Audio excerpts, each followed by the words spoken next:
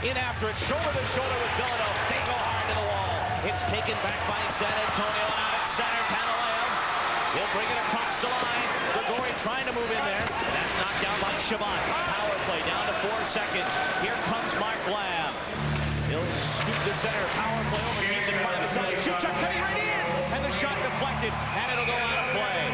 4 minutes gone in the opening period. And we're scoreless from San Antonio. Timeout on the ice, and we'll have more when we return. Back after this.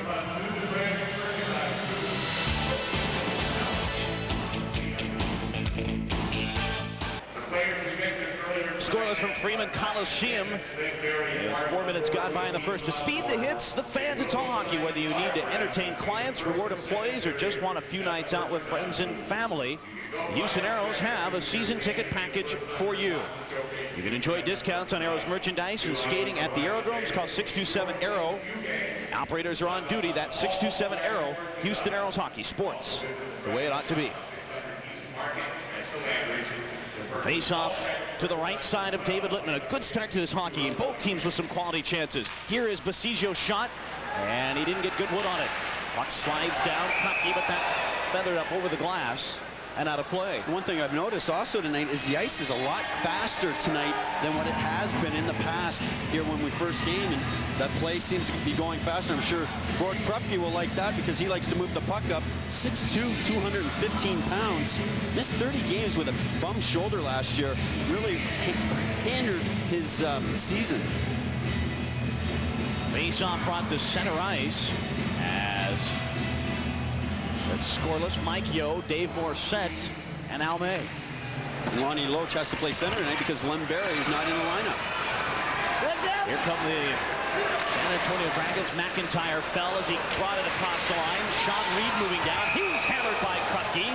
And we've got a whistle, and I don't know what the call is. Is it offsides? He's calling hand pass. Usually the referee only really calls hand pass, but is that Frank over there that made the call? I think Frank Prestigiovanni made the call. I guess he just wanted to drop the puck over there. He gets the puck. He said it was a hand pass from MacIntyre.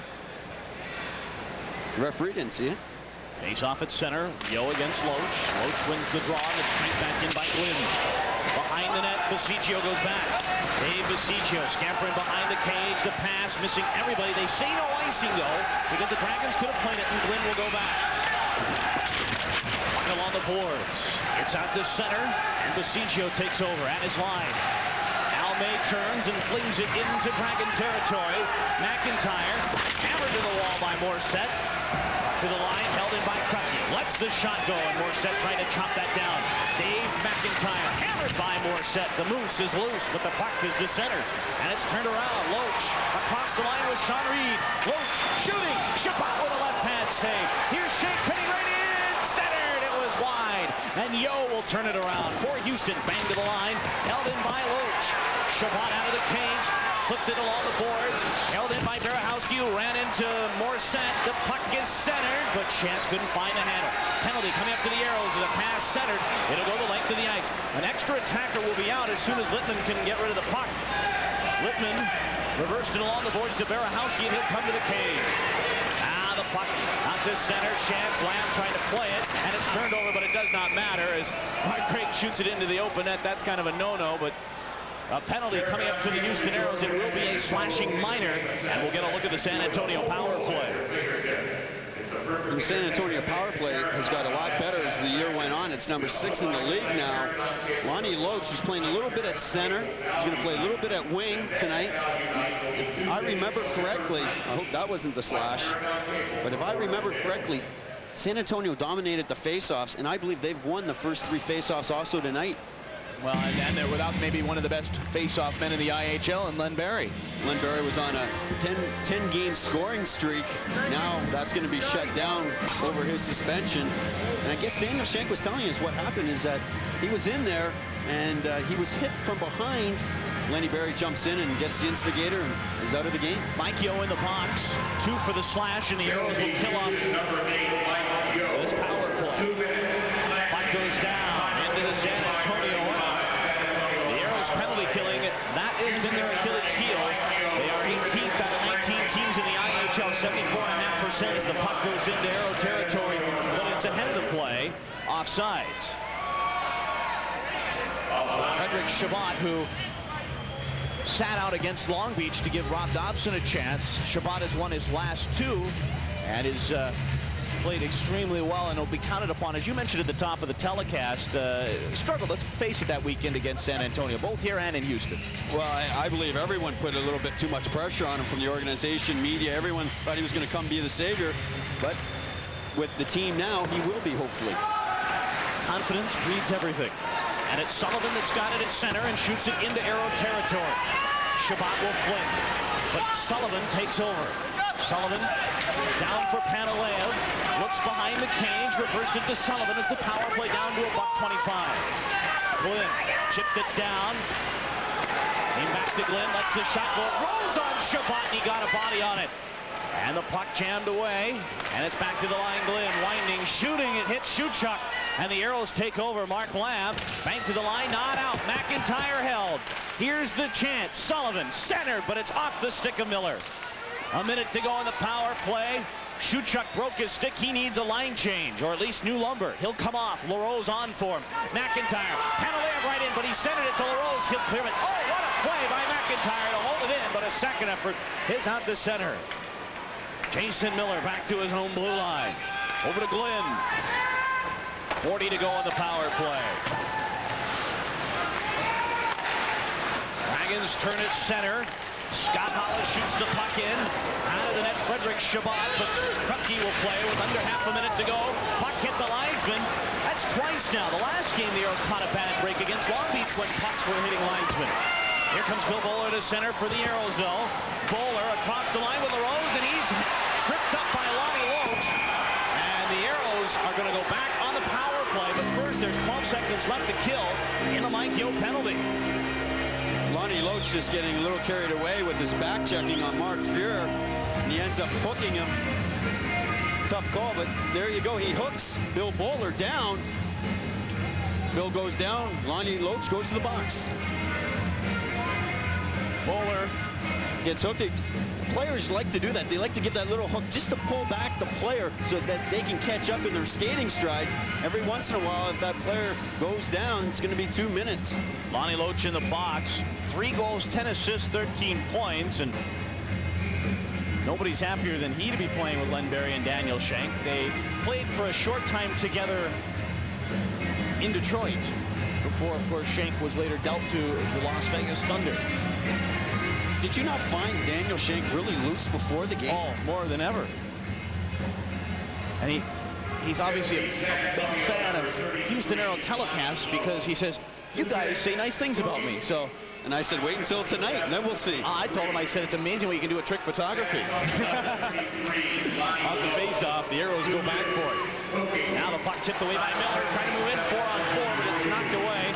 Chabot lobs it ahead, and Shuchuk, a cross-ice pass, intercepted by Rennie Chapdelaine. The puck is turned around, Panalev across the line with Miller, rated on goal. He's knocked off the puck by Baseggio. Wanted a penalty, won't get it. The Aeros on the power play. Down the left side, here's Grieg, dropped it back. Shuchuk shooting, that's deflected. Down to the corner, Chapdelaine, cleared, not out. Held in by Baseggio. Rolled it down for Shuchuk. Now Baseggio to Lamb. Back for Dave Baseggio. Lamb, the drive. He hammered that wide of the net. Shuchuk sets up at the hash marks. Rolled it for Grieg. He's got Yo right in front. Here is Baseggio to Grieg. Winding, sends it. The puck changed direction, went through the crease, but it's Lamb that gathers it in. Puck 10 on the power play. Lamb, the wrist shot, hit Lippman and went wide. And it's taken away by Harlock and shot down the ice. Very good pressure by the Aeros to get a lot of shots on Lippman. They're just feeding the puck in and hopefully getting a rebound. Puck is controlled by Frank Kucera, and he'll move to center. Dump the puck in. Bilodeau wanted to play it. It came back to the line for Lamb. Mark Lamb for Bill Bowler. Power play to 37 seconds. We're scoreless for Lamb. Lets the shot go. It was stopped, never made it to Littman, and Hollis will clear it. That will do most of it, but there's still enough time for one more rush. One of the toughest things about San Antonio is that they have 4 defensemen over 6'2", 200 pounds. It's tough to feed that puck all the way to the net. Don't they have like 10 or 12 guys on their roster that are over 6 foot? Here come the Aeros, still with some time on the power play, but not much. 10 seconds. Freer drifting down with the puck. Looks down, but instead pass it back Kucera. Here's Werenka. Cross-ice pass knocked away. Penalty is over, and teams are at 5-a-side as the puck is cleared out at neutral ice. Werenka's got to hustle back. We're at 5-a-side. 10.5 to go in the first. No score. Adam Gordon, Troy Gamble, the Aeros and the Dragons. Puck goes down, and Littman got in front of it. San Antonio bringing it up and out of their zone. It's Brian Glynn. He'll slap one in there. Chabot the save. He'll hold on, and we'll take a timeout. Scoreless from Freeman Coliseum. We'll be back right after this.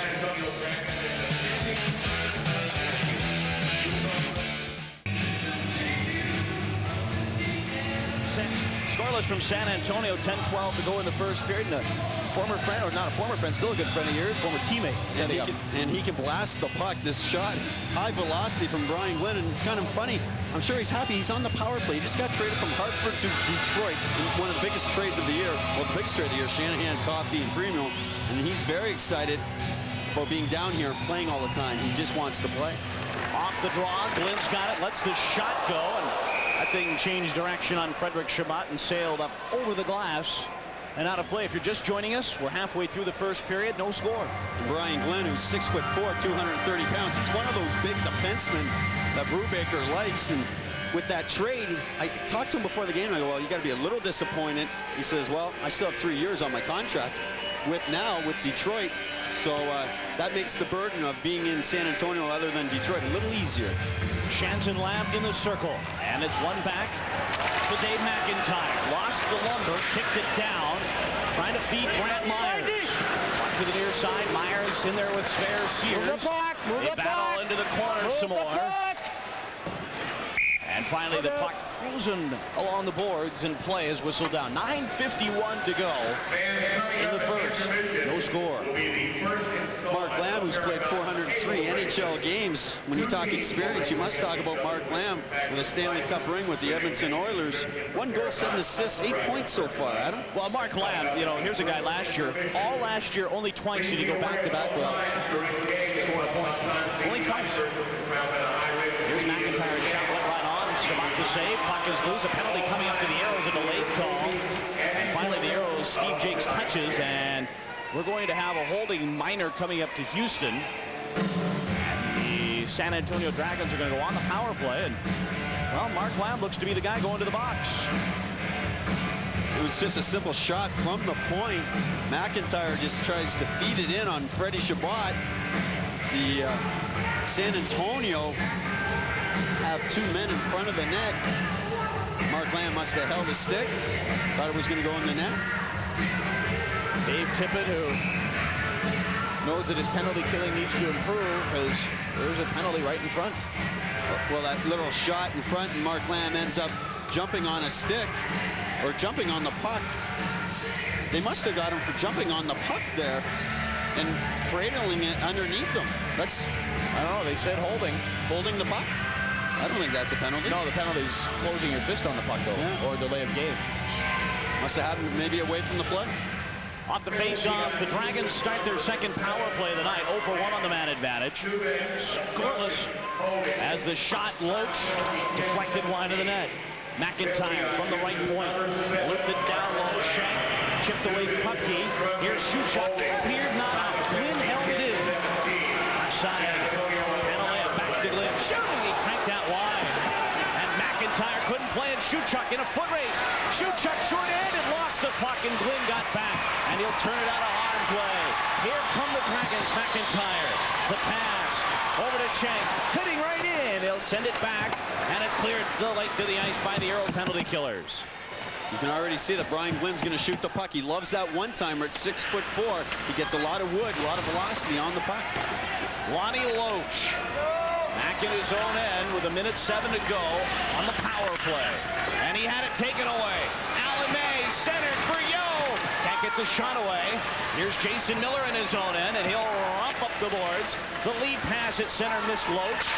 May jammed it in. It'll go up high. I thought it went out of play, but it stayed in. And the Dragons making a line change, but here's Danny Shank across the line. Shank, center, knocked away. And Yo wastes no time to clear it with 40 to go on the power play. DeSantis shoots it in, and Jakes will go back to play. And he'll fire that the length of the ice. The Aeros a little different tonight. They're just, as soon as they get the puck, it's going down the ice. Well, they're getting it all the way down the ice, forcing San Antonio to come 200 feet. Dave Tippett's been preaching that in practice to get the penalty killing a lot better. And it has shown some signs of brilliance, but in other nights it's struggled a little bit. Tonight it's off to a good start as the Aeros have 10 seconds left to kill on this penalty to Mark Lamb. Across the line, it's Brian Sullivan. Looks up, back Berehowsky, lets the shot go deflected away. Kruppke turns, chipped it off the boards, and the Aeros are out 3-on-2. Lamb out of the box. Pass for Lamb, too far. Littman kicked it away. Here's Grieg. Gives it to Lamb. Mark Lamb centered free of his shot. How did Littman get a piece of that? Oh, man. And the puck is out to center. Baseggio trying to take Sullivan out of the play, and the Aeros are back. Dave Baseggio across the line. Dropped it for Grieg. He overskated it. And here come the Dragons to center. Grant Myers with Sean Reed. Myers a drive. And that's wide. Scott Hollis turned it down. Freer knocked it away. Mark Grieg looped it along the boards. Came to the corner. Freer battling with Sean Reed. Reed has it behind the net. Reed cutting right in. Can't get his shot away. And the Aeros were able to knock that free, and it's back to center ice. It was close to being maybe a holding penalty, but no. Baseggio to Lamb. He's hit by Glynn.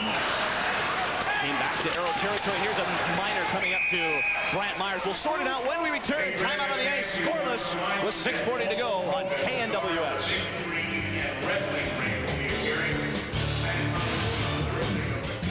6:40 to go in the first period. Scoreless from Freeman Coliseum. And a reminder to join John Granato weeknights on Sports Night Live at 9 and 11:30 as he gets behind the scenes of your favorite sports. That's Sports Night Live with John Granato. Weeknights at 9 and 11:30 on Houston's own KNWS. Brant Myers off for slashing. Takes a slash at Mark Freer. Very close call, but he's calling it close both ways tonight. So the teams have to respect that, and they're going to have to keep their sticks down. That could have came from league office. Over the first two games of the 320 penalty minutes, you're going to see this game being called very close. Well, there were a lot of suspensions handed out in those games. One of them, Mark LaForge, would be suspended. The other would be Gord Donnelly. He would have been suspended for this one. Here's Bill Bowler. Back at his own end, the Aeros with their third chance on the power play. Here's Guy Larose cutting down, centered, but back to flip it away was Jason Miller. Aeros with just one shot on goal in their two previous power plays. And that is one thing Dave Tippett's been preaching on the power play. Shots, shots, shots. Get the puck to the point. Because after you take lots of shots from the point, what happens is you can work the puck down low. Now Kucera had it knocked away. It's back to center ice, and Werenka will give it a go, but he's got to let his teammates clear the end. Bowler back to his own blue line. Aeros have created some chances, but nothing really of the spectacular variety yet that would be worth noting to beat David Littman. Mark Freer likely had the best chance of the whole entire game with that short side shot set up by Mark Lamb. Dragons doing a tremendous job not allowing the Aeros to gain the zone, and now the Aeros back in their own end. Werenka over to Mark Grieg. He'll bring it across the line. Grieg trying to move it down. Yo cuts in. He tried to center it to Bowler. And the Dragons flip it along the board. That's back out at center. Mike Yo with 39 to go on the power play. Shoots it in. Bilodeau goes back. He'll shoot that down the ice, and Lamb misplayed it. That'll trickle down to Chabot. Chabot was a little late in playing it as he had Scott Hollis smoking in on him. Now it's DeSantis a drive and a glove save. And this power play, not exactly what the Aeros had in mind. Well, on the dump-ins, what was happening is that the forwards were standing still at the blue line. The Dragons' defense were getting back and shooting it all the way down the ice. Dave Tippett surely wants better dump-ins. Gary Shuchuk with that C. I really believe he's taken it upon himself to help lead this team and right the ship after the opening of the season. Things were going pretty bad. Gary Shuchuk, I think, has been a force in that locker room. Face-off will be to the left side of Frederic Chabot. And speaking of Gary Shuchuk, is not Al Conroy going to come up and visit us tonight? He said only if you would do the interview? Well, I've known now the longest, so I know a little background on him, so I guess that's why I get stuck with the interview. All right, I'll accept that. Off the face-off, the Aeros have it, and Baseggio turning in behind the net. This was the scene of the crime for Al Conroy. You might recall, opening night, October 4th, going in on Bruce Racine, a very fluky accident. Should I ask him about it? Absolutely. I think you should. He says he'd be disappointed if he's not back in the lineup in 2 weeks. He hopes a week. I mean, he's been skating. Penalties over. Teams at 5 aside as Myers back out. And the Dragons now, it's Mark DeSantis. Redirects to center. Myers hammered by Jakes. Lonnie Loach after it. Loach centered one. Shank was waiting on the doorstep, but the pass nipped away, and the puck came down to Chabot. We'll take timeout. 4:22 to go in the first period. No score from Freeman, Coliseum. 4:22 to play in this opening period. San Antonio, Houston scoreless, and it's so far been everything we thought it would be. Well, it's a very defensive game. There has not been great scoring chances by either team. Mark Fear likely has the best scoring chance. Shot 6-1. Very tight defensive game out there with faster ice. A lot faster ice than the first game here. Puckett came back. Here's Dave MacIntyre. Lets a shot go. That's blocked by Larose. Trickle wide. Loach trying to gather it in. We've got a penalty coming up. Myers getting in between everything, and we've got another holding call, and then we got a roughing minor, so these might be coincidental. Well, we speculated in the open that things would be played in close quarters, and nothing has been closer than what we've seen in this game, including the officials' calls. He's called it very closely. Loach is going to the, or Shank's going to the box, as is Jakes. Well, they were battling in front of the net. They both end up getting 2-minute minors. Steve gets his right arm up. Daniel Shank brings the right up. Both get 2 minutes. So we'll go 4-on-4 for a couple of minutes. Well, there's two competitors for you, Steve Jakes and Daniel Shank. Both compete very hard every night. Sometimes their emotions get the best of them. Right now they have just 2 minutes up to Shank, and there they go. Now they got the 2 minutes up to Steve Jakes. Shank without Len Barry. It's only a 1-game suspension, we should mention. Len Barry, when you start and instigate a fight in the last 2 minutes, it's an automatic 1-game suspension. They appealed it. There was some speculation he might play tonight on an appeal, but it didn't work out, and so they're without him tonight. I'm sure Dave Tippett was also talking to the league, saying, hey, that's the way it goes. We've lost one player this year with that 5-minute fighting in the last 5 minutes rule, so Len Barry should be suspended. Off the face-off, the Aeros have it. We're 4-on-4 for 2. Larose. He'll move it over to Werenka, who turned it over. Breakaway. Shank scores!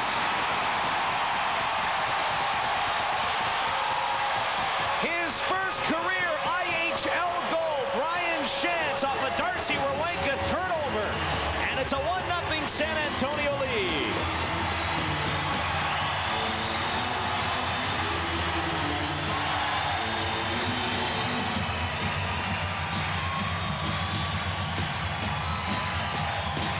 Those turnovers are going to kill you. Those who are in the gamble game plan. Shantz just jumps on the loose puck. He ends up going 5-hole on Frederic Chabot. Very good shot. Very quick shot by the old MVP of the CHL. He just jumps in on the loose puck and ends up going 5-hole on Frederic Chabot on a breakaway. So the Aeros trail 1-0, and San Antonio brings it ahead. Sean Reed had it picked away by Bowler. Kucera back in his own end. And he'll fling one over to Darcy Werenka, dump the puck in. MacIntyre goes back. Here's a chance for Werenka. Moving down, center. Littman stopped it. Kucera held at a right point. Frank Kucera moves down, looks down low. Here's a delayed penalty coming up to the Dragons. Aeros are going to get a power play. Extra tacker. Chabot doesn't know it. Now he catches it as the puck is cleared out at center. If the Aeros can hustle, they might be able to set this up. But no, it'll be Jason Miller to touch. And a penalty coming up. It's going to be a slashing minor. And the Aeros are going to not only get a power play, they're going to get a 4-on-3 power play, which gives them even a little more ice to work with. Very close call game tonight. Reed's going to get 2 minutes for slashing on Kucera. Two-handed him on the wrist as Kucera was just making a soft back behind pass behind the net. This has to concern coach over there that what's going on with my team? Why is it being called? Jeff Brubaker saying, why is it being called so closely? He's going to take this 1-2-hand slash across the wrist. Everything is being called tonight. And I'm sure Dave Tippett's going to say to the Aeros, guys, you have to keep your sticks near your bodies or you're going to get called tonight. It's going both ways. Well, we can go right back to the gamble game plan as Sean Reed sits for slash. You go back to the gamble game plan. What was the first key tonight? Discipline. And that's what it's going to end up coming down to. League office was not proud of what happened the first 2 games with the San Antonio Dragons. There's been a memo out, I believe, for this game to call it very tight. The Aeros are going to have to play with their sticks by their side and not take any slashings or hookings. 4-on-3 for about a minute, and then 5-on-4 for a minute. Aeros down a goal, 1-0. Here's Mark Lamb. He'll scamper to center, the pass. Grieg looped it for Townshend. Grieg got in there, though. Mark Grieg to the line for Dave Baseggio. Now Lamb sets up. Lamb to Baseggio. Winds, fakes. Here's a one-time shot. Littman with the save. He'll hold on as the Aeros move that puck nicely over to Mark Grieg, but Littman made the save. All starts with Baseggio. Nice soft pass to Mark Grieg, who takes the one-timer into the belly of David Littman. Baseggio's going to soft this pass. It's very, very soft. He fakes it being hard. Mark Grieg gets all wood on it. And what a cover-up by Littman to catch it in his midsection. No rebound. Graeme Townshend in front once again. Face off to the right side of Littman. Puck trickled down, pushed away by Chapdelaine. It's out at center. Mark Lamb drifting back. 29 left in the 4-on-3 for Houston, and then a full minute 25 on the whole power play package. Lamb across the line. He'll dump it in. Littman trying to get there. Grieg first one for Houston. Now Baseggio. He'll set up at the left point, fake the shot, jam it down for Grieg. The Dragons cover nicely. 10 seconds on the 4-on-3 as the drive came on there, and Littman got in front of it. Grieg trying to fight off a check. Here's Baseggio moving down, gives to Lamb, winding, faking, drifting back. Now 5-on-4 as Grieg shoots, missed the net though. Graeme Townshend fighting for it. He lost an edge, down he went. Grieg turns it back to Baseggio. 52 to go on the power play. Baseggio for Shuchuk, cuts it back to the line for Baseggio. And he turned it over as he threw it off skates. It came out at center ice, and the Aeros have to regroup. Still time remaining though. 42 on the power play. Shuchuk to Mark Grieg, cutting right in, fakes the shot, centered, but Mark Lamb had his stick lifted. Lamb fights for it and skates. Lamb turning, and he'll clear. It's out at center ice. Shank in a foot race with Baseggio, and a good defensive play, but Shank got it back, and the short-handed shot went just wide.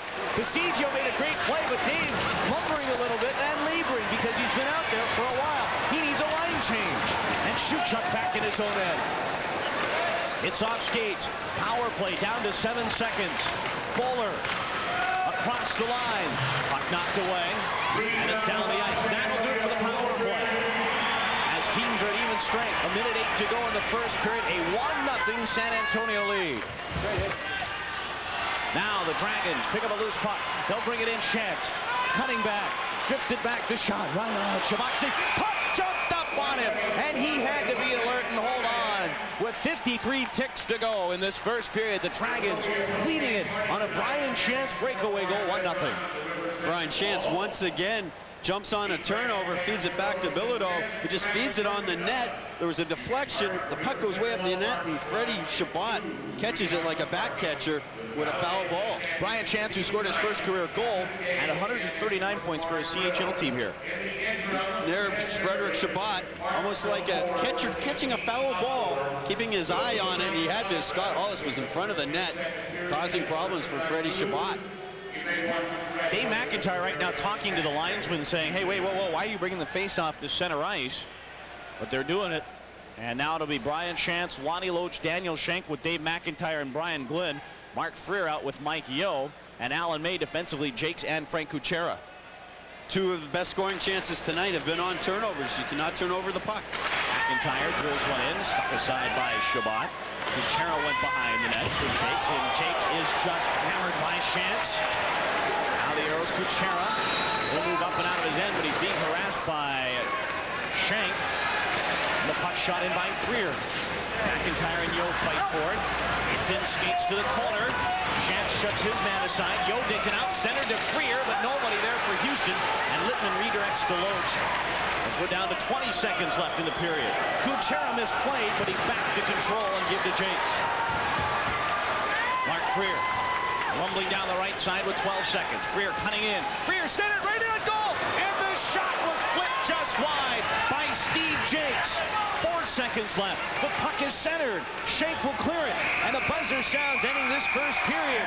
And this crowd enjoying this one. It's a great game. The pace is very high going both ways, especially the last 5 minutes. Steve Jakes almost got in there with a beautiful pass by Mark Freer. He just shot it a little bit wide. Well, Mike Yo, who you saw there a moment ago, he was the guy that kind of got things started as he went into skates to fishing out. But a good period by both teams, and after 20 minutes of action, our score from Freeman Coliseum, it's the San Antonio Dragons 1, Houston Aeros no score. We'll be back right after this.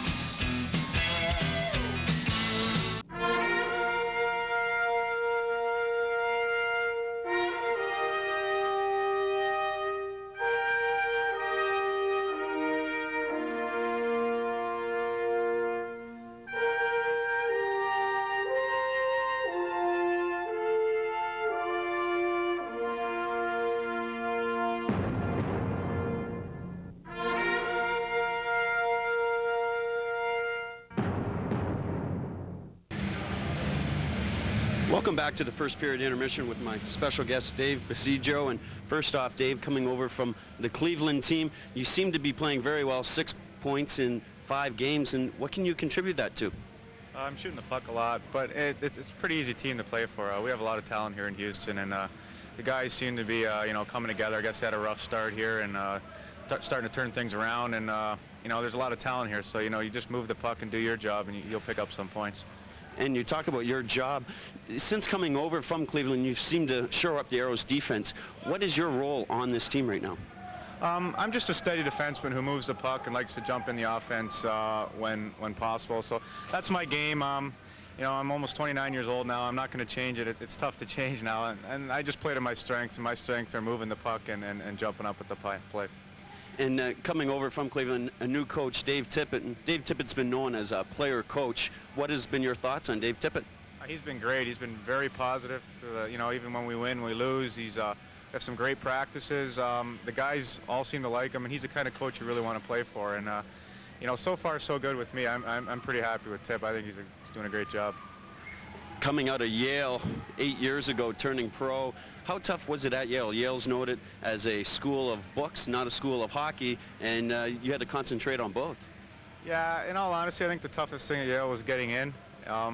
Getting there, you still have to do your work, but it's, you mature as a person too, and as a hockey player. I thought, I got the best of both worlds. You're 18 years old and you're going to university, and then you have to balance hockey, academics, and everything like that. And it makes you grow up in a hurry. And I was fortunate to have Tim Taylor, who was an Olympic coach there for 4 years, and he taught me a lot on the ice too. So it was a great experience for me. And plus a former goalie in the league, Mike O'Neill, who, as I understand, was your roommate. Did you have a little scouting report on him the other night? It seemed like you were shooting high. Yeah, well, he's a small goalie, and he's quick, and we shot everywhere on him the other night. We couldn't find a way to beat him. He played great. I haven't seen him play in probably about 3 or 4 years. We haven't met up with each other, so I scored on him once before, so hopefully later on when we play Long Beach I can get another one on him. Career year last year with 41 points. What would be your expectations this year?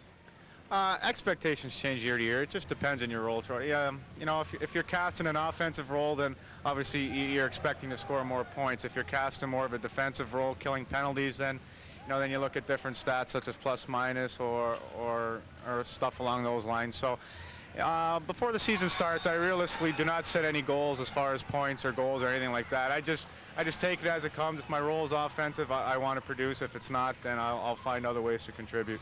Thanks a lot, Dave. Anytime.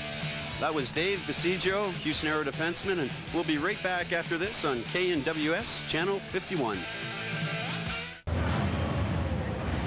A 1-0 San Antonio Dragon lead from Freeman Coliseum, and welcome back. We're in the first intermission. Adam, Gordon, Troy Gamble, and We touched upon the fact at the start of this game that we'd have some physical play and it would be played in close quarters in Troy. We've had that exactly. We've seen the physical play, but obviously the referee's not going to let them play it that.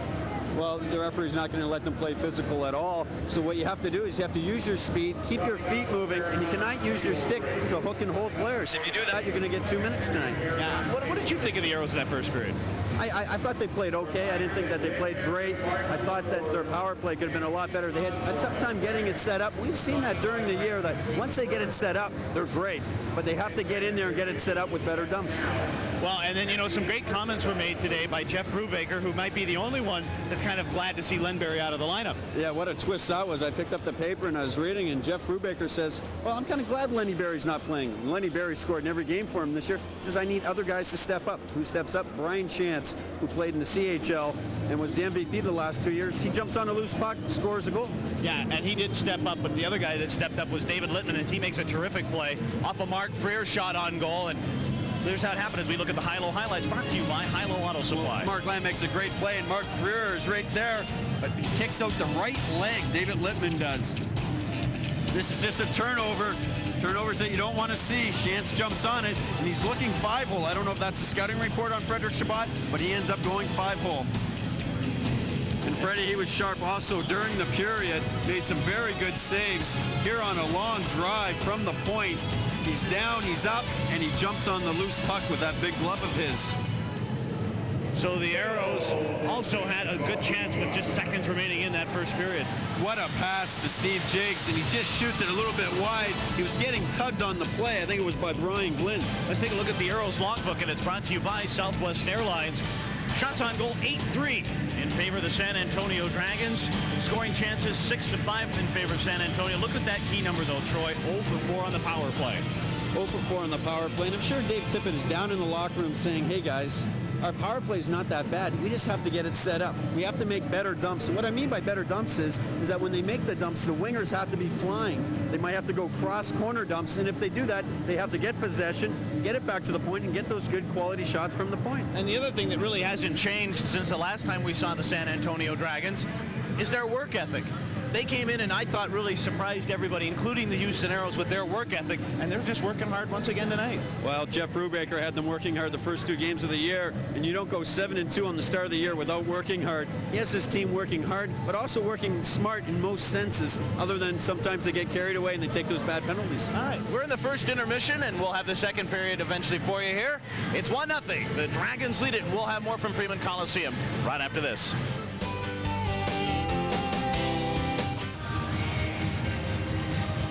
1-0 in the first intermission. The Dragons leading the Houston Aeros. Adam Gordon, Troy Gamble, and the Aeros looking forward to home cooking on Tuesday, October the 29th. They will return to the Summit as they host their nemesis from Florida, the Orlando Solar Bears.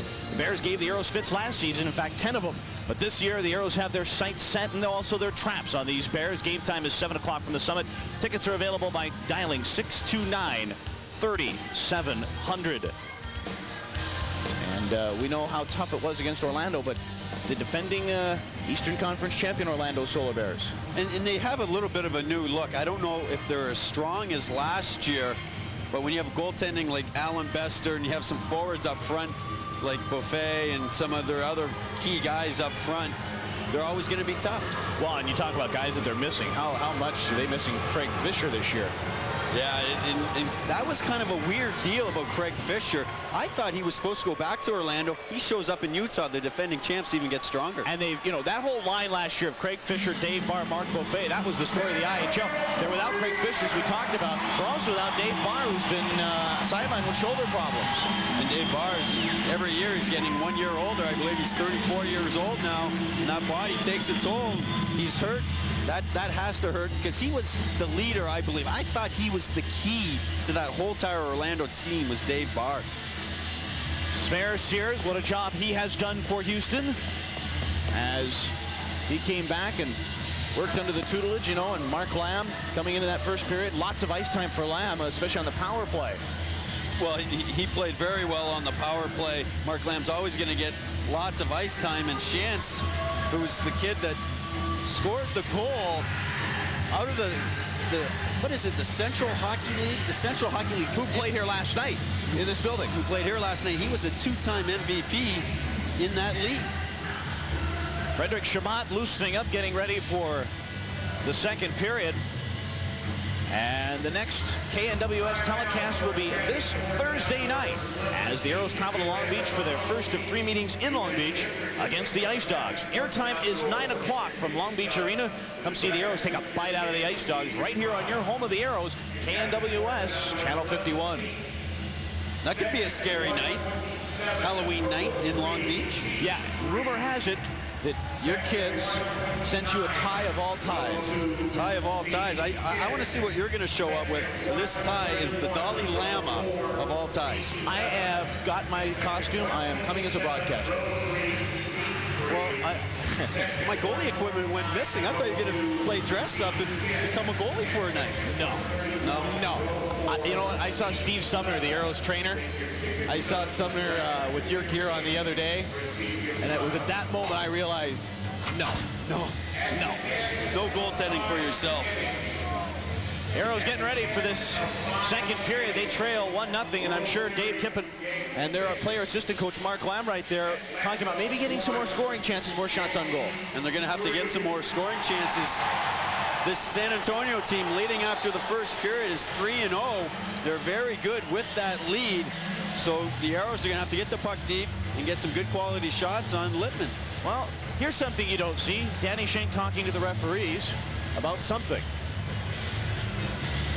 But whatever his explanation that was given to him, I guess he is satisfied. Well, I don't know if he's satisfied, but he knows smart enough tonight that he's got to get out of here. We're ready for the second period. You know, you were giving it to him a little bit. You were giving it to him a little bit about his stick and how long it is, and he ended up chopping off some of it today as a shot comes on to Chabot. Cut about an inch off his stick.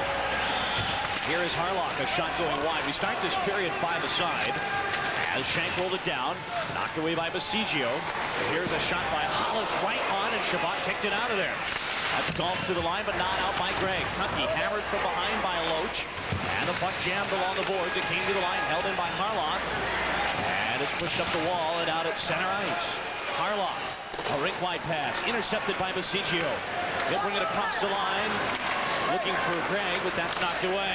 Turned down, here's a chance, Shank's in alone. He went upstairs as Chabot went down, and the puck is turned away. Shank looking for a penalty, will not get it. Looking at Johnson Lordy, the ref, and now we've got a whistle as an offsides call to the San Antonio Dragons. Daniel Shank kicking his helmet in disgust. Mark Freer actually helped him out a little bit. Mark Freer was trying to bat the puck out of the air. He batted it out of the air, but Daniel Shank skated into the puck and had a sprawled Frederic Chabot, but just went over top of the net. And he was actually cutting down his stick a little bit today. Maybe that's the reason why he got under a little bit too much. He got in deep and off the crossbar over the net. So that was unusual. It was unusual seeing Daniel Shank with the C, first off. Yeah. You don't see Daniel Shank with a C too often. Plus, he was cutting off his stick. He said just a little bit. A wee bit. Face-off left side of David Littman. Off the face-off. The Aeros had it, then lost it, and Brian Sullivan turns it around. He'll move to center for Panaleev. Grigori Panaleev shoots it in. Kucera. Belts it along the boards for Guy Larose. And he'll move it to neutral ice, but the Dragons get it back. Brian Glynn heads up, fired it into the bench, and play whistle down. Brian Glynn, who I feel has played very well tonight. He's been a player in the NHL, just a spot player the last few years, and we get those spot players. They come down to the International Hockey League. They get a chance to play a lot. A lot of times they flourish.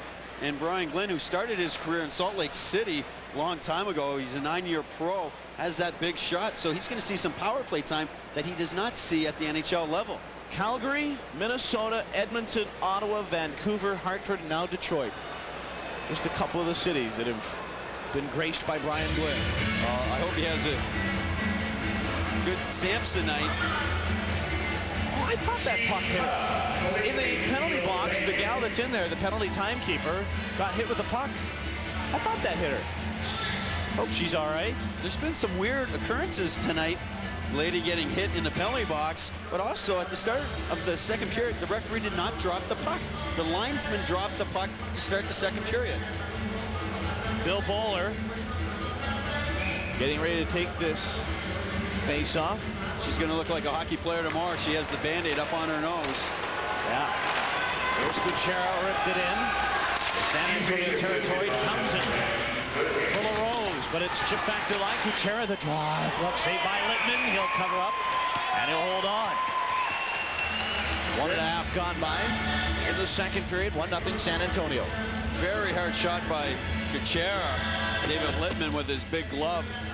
Doesn't catch it, kind of bats it out of the air, and then pounces on the rebound. Kucera can shoot the puck. He had those points all the way in Hartford, and there Littman doesn't catch it, but has the presence of mind to cover it up. He does have a very hard shot that when he gets it on net, goalies are going to have a tough time handling it. Well, he's yet to score, but that's not what he's there for. Not looking for him to score, but yet he's gotten time on a power play. And right there had a good shot. In fact, he had 5 shots on goal a week ago against Milwaukee.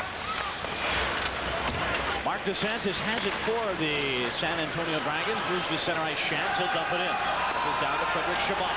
Rolled away. Chabot flings one over, and now Bill Bowler will turn it around. Bowler. Over to Darcy Werenka. San Antonio setting up in the trap situation, slowing down the pace of the game.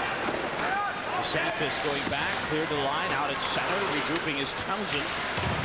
Dodging a Brian Chance check. Now Bill Bowler overskated it. And the Dragons move it up and out at center, and Chance has it. Chance belted it by Werenka. Puck goes in, and Chabot will leave it for Frank Kucera. Townshend to center. Hammered by Bilodeau. Puck came to neutral for Yo. He's got a 2-on-1 with Bowler if he hurries. Bowler's right in. Bowler waiting, turning, shooting, scoring!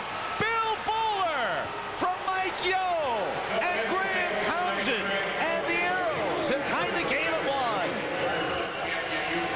Mike Yo made a very good pass to Bill Bowler. I didn't even know if he was going to make the pass. He finally saw Bill Bowler open. Bill Bowler then does it all on his own, faking the goalie down, Littman down with a little pump fake, then walking around him. Here's the pass, Mike Yo. Bill Bowler now, he's going to drop his shoulder. Goaltender goes down. He walks around. Empty net goal for Bill Bowler once the goalie is sprawled out. Littman drops his shoulder here, fakes the pump shot. Goalie drops down, empty net. Bill Bowler, that's just from a pure goal scorer to do that move. 4th of the year for Bowler, and the Aeros have tied the game at 1. May drills it in, and then Littman sticks it aside. The Aeros with a little more vigor here, but Yo overskates. Here's May centering one, turning was Shuchuk, couldn't get the shot away. And at center, it's Loach. Across the line, Loach, puck came down. Hollis with a shot. Man on it. Baseggio trying to move it up. It's clear to the line, not out. Held in. They say Werenka got the assist. Here's a pass in front.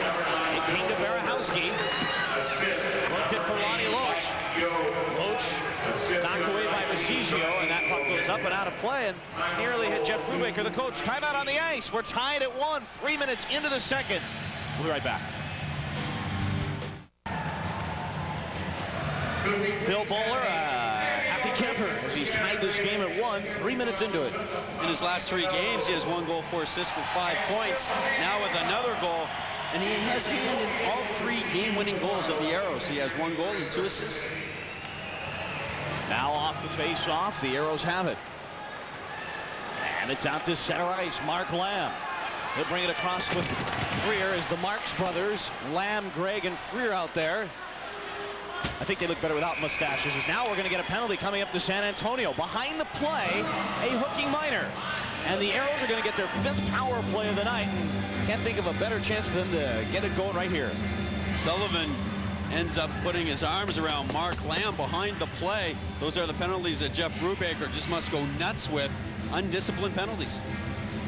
I guess you could say the Campbell game plan kind of goes both ways tonight. Well, San Antonio's taken so many penalties this year that Jeff Brubaker wants a tough team, but he wants a smart, tough team.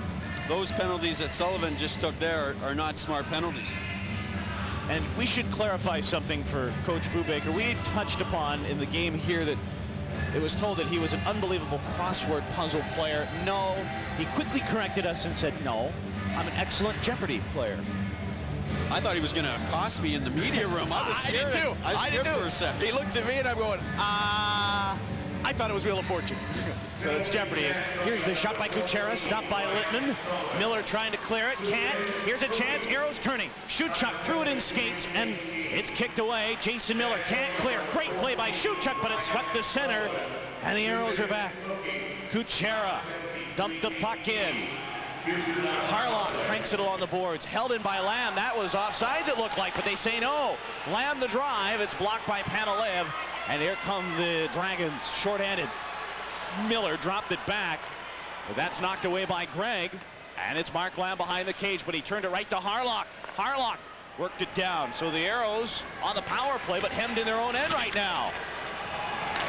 Grieg knocked off the puck. It's pushed in. Harlock hustles back, pursued by Larose. That's pushed down, but Panalev's got some room to work for San Antonio, and he'll shoot that the length of the ice. San Antonio being very aggressive with their forecheck, hemming the Aeros down in their own zone. Turning is Kucera with under a minute to go. He's got Shank all over him. Now Loach in there. Here's a puck along the boards, and it's out to center ice. Mark Grieg across the line. He dumped it in, but it came right to Mark DeSantis. And he'll bang it off the boards. Not out. Held in by Baseggio. Here's a chance for Lamb in the slot. Steers it down. Redirected high and wide by Bowler. Over half a minute, but barely in the power play. Bowler, base of the circle, getting set. Bowler centered. Here's Townshend. Shot. Stop. Littman rebound. Littman got a pat on that. Here's a chance. Freer turning, winding, shooting. Knocked by Littman, and that was cleared out at center ice. Oh, a terrific play by the defense, but the Aeros countered nicely on the power play. It goes down. Littman sticks it aside. DeSantis creamed it to the line. Power play to 7. Baseggio, the drive. Littman the save. The puck is cleared, not out. Baseggio, shouldered by Shank. But Townshend turns. Here's the chance. Bowler shoots wide. Freer came in there. Power play over. Teams at 5 aside as Sullivan picks up a loose puck. Fresh out of the box. He'll shoot it to center for Shank. Steered it for Shantz. Down for Sullivan. Sullivan shouldered by Werenka. Shantz centered. Boy, I'm glad Shantz didn't shoulder Shank, or we would all been in trouble. Glynn rolled it down, and Werenka in behind the net. Off the boards, Morissette cleared it as all the hits are picking up now. Townshend the drive, off the skates of Glynn. MacIntyre, shoulder to shoulder with Yo. After it, Morissette, the moose is loose, turning, centering, that pass is blocked. And MacIntyre scampers out of his end. The lead pass for Hollis. Sears takes his man to the boards, and Alan May will play. Hits the line. May cutting in. May shooting. Littman saving. Rebound. Loose in the slot. Aeros have it. Kruppke turning. Here's Kruppke. Boy, would he love to get his first goal ever as an Aero puck centered. May the drive, and it was deflected away. And out at center, it's Brian Shant. He'll dump it in, and the Dragons come off for a change. 13:28 to go in the second period. We're tied at 1 as the puck goes in. It's a good one from Freeman. Berehowsky behind the net. Jams one away. It came back along the board. Sean Reed cleared to center, but Lamb got it back. Trying to shovel it up the boards, but Harlock turns. Shank to Loach. That'll go down. Chabot out of the net. And here comes Steve Jakes. Moves it up the boards. He'll clear to center ice. Too far, and Harlock will turn around. Kucera trying to play it. Sean Reed got there. Dumped the puck in. Chabot will slow, and Jinx will redirect. But it came right over to Sean Reed. We're in a 1-1 game. 12:45 to go. Loach centered. Shank wanted to let the one-timer go, but it was tipped away. Berehowsky back to his blue. He'll flip it off the glass, and it's out at center. Shank went back to his end and gives to Loach. Out of the net, Frederic Chabot. Steve Jakes will turn. Jakes for Mark Lamb. He'll dump it in. Here's a chance for Freer. Freer centering as he was hammered by Rennie Chapdelaine. And it's cleared by Brent Bilodeau. Pass Panalev. Right in on goal. Dropped it. Here's the shot. Stopped by Chabot. A Terrific blocker save made by Frederic Chabot. And the puck is cleared. Bilodeau attacked by Bowler. Run into by Townshend. They're throwing the bodies around. Townshend in there fights for it. Puck is frozen, and we take a timeout. Don't blink, you'll miss everything. We're tied at 1 from Freeman Coliseum. We'll be right back.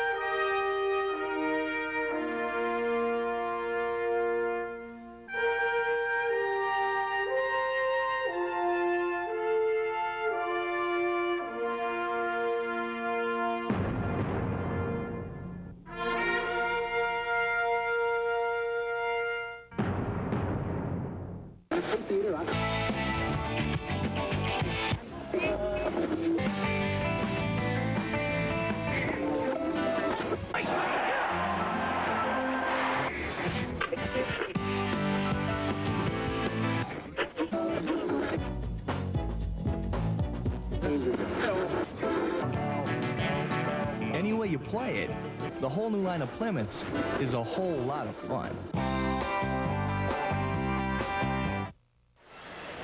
Tied at 1, 11:57 to go in the second period, and Freddie Chabot up to his old tricks. Makes a very good save on Sullivan. All started by Panalea breaking up through the defense. Sullivan takes a drive. Frederic Chabot down in the crouch position, takes it off his blocker and puts it to the corner.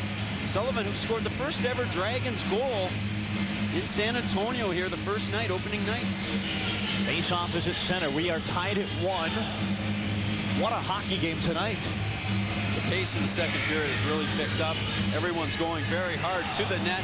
A lot of good saves, a lot of good physical play, but clean physical play tonight. Yeah, the penalties have kind of slowed up a little bit from what we saw in the first period. The referee took control in the first period. Now we're seeing a very clean, well-played hockey game. And we should give credit to the referee tonight, Jocelyn Mortier. Called a good game. Called it tight, but he's now got settled down. Kruppke will bring it across the line with Yo. Down to the corner, Chapdelaine. Hammered by Yo, who digs it out. Center, Shuchuk. Here's the shot in front, but May couldn't dig it out of skates. Alan May for Houston. Rolled it behind, but Chapdelaine takes over for the Dragons. It's up the boards, and Jason Miller cleared to center. Ryan Sullivan at neutral, missed Panalea, and the Aeros are back. Kruppke. Too far for Shuchuk. Bilodeau will go back. Goes down out of the net. Freddie Chabot. He will scoop that right over to Kruppke as the Dragons make some changes on the go. Shuchuk along the boards. Fires it in there. And San Antonio goes back. We're tied at 1, 11 minutes to go in the second period. Ryan Shanks, who has the only San Antonio goal, looped to the head. Here comes Loach speeding in now. Loach, the shot right on. Chabot the save. And then Shank goes barreling in there. And Chabot will hold on. 10:48 to play, tied at 1 here in the second. Lonnie Loach with that good speed keeps his feet moving as he shoots the puck here. Fakes out, brings it in the inside. What he's trying to do there is he's trying to use the defenseman as a screen so that Frederic Chabot cannot see. He pulls it back in tight to his body, shoots it between the defenseman's legs. Frederic Chabot has to be very alert on that save. Well, what makes that play great is not just his ability to pull it in, but then get the shot away between the legs. Off the face-off, Aeros have it.